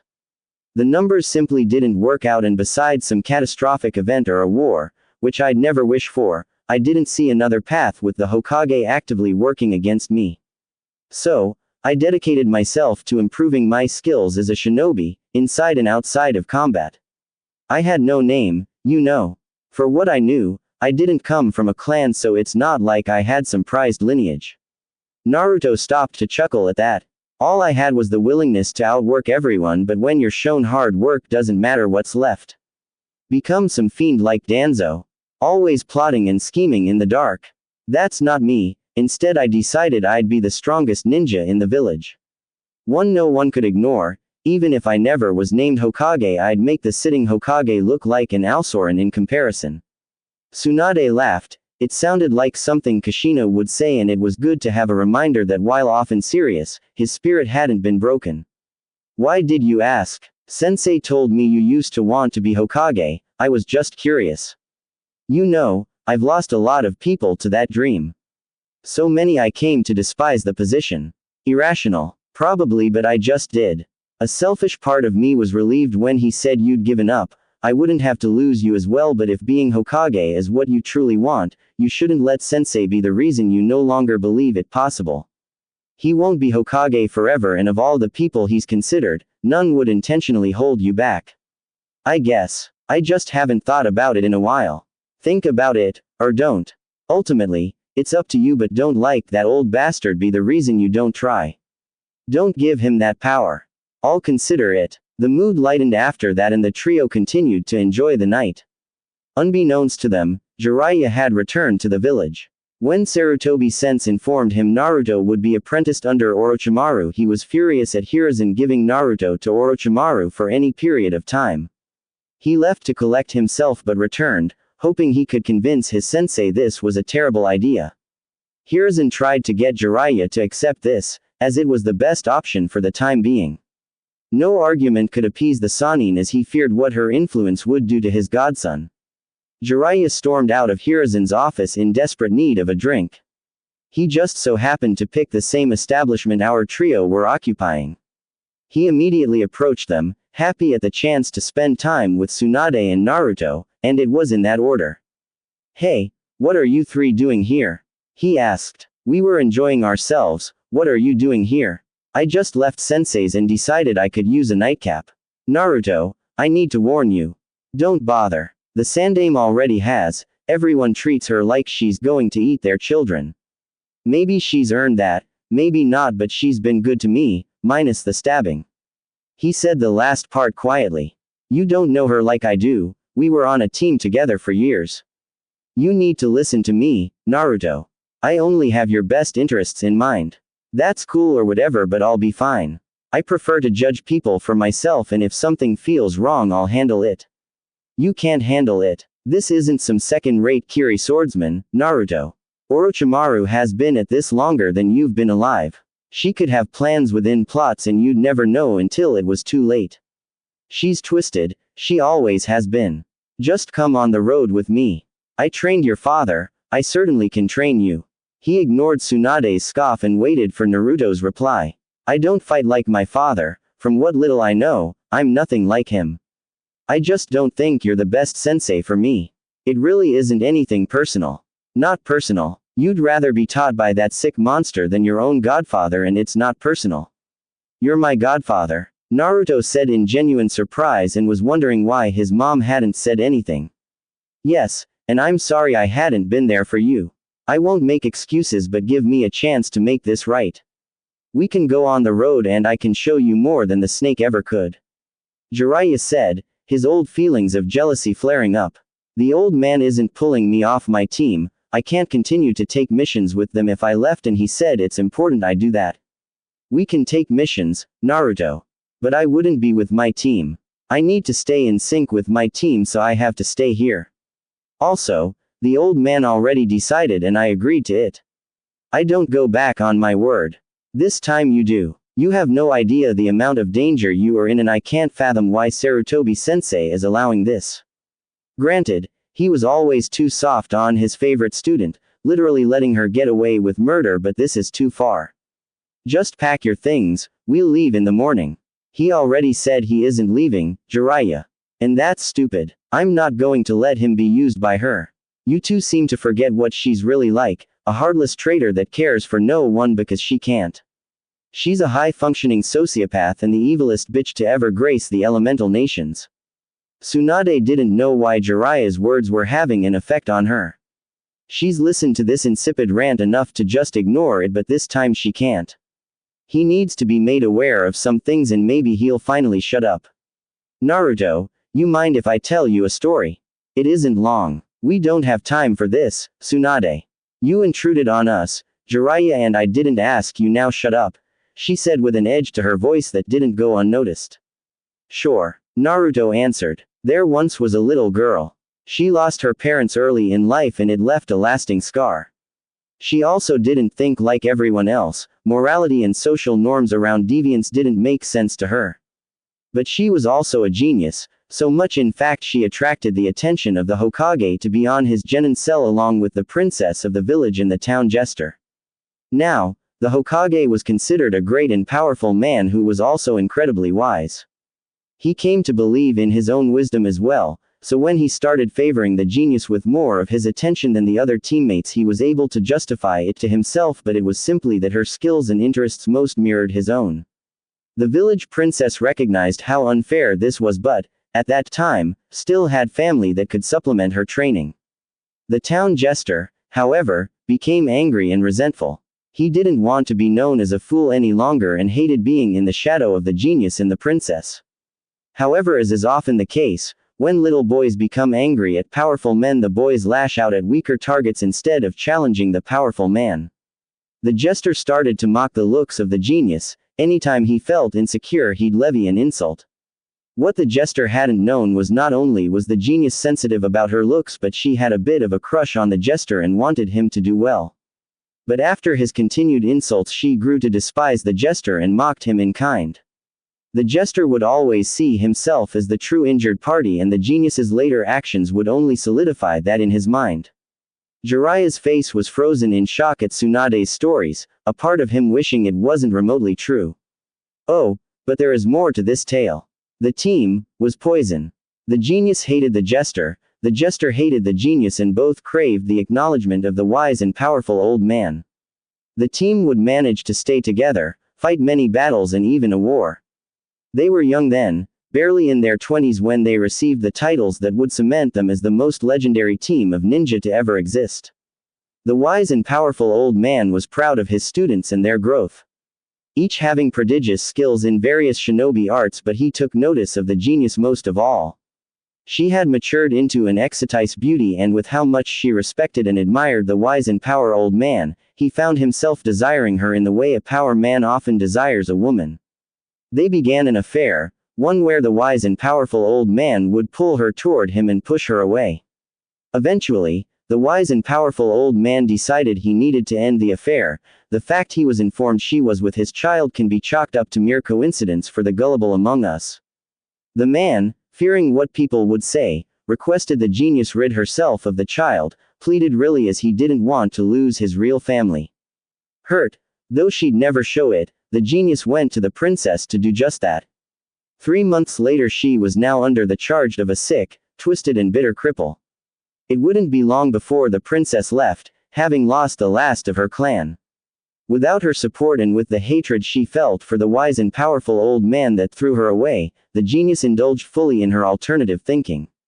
She no longer felt the need to hold back. Nothing was wrong, everything was permitted, and the sick, twisted and bitter cripple loved and encouraged her fall into madness. The end.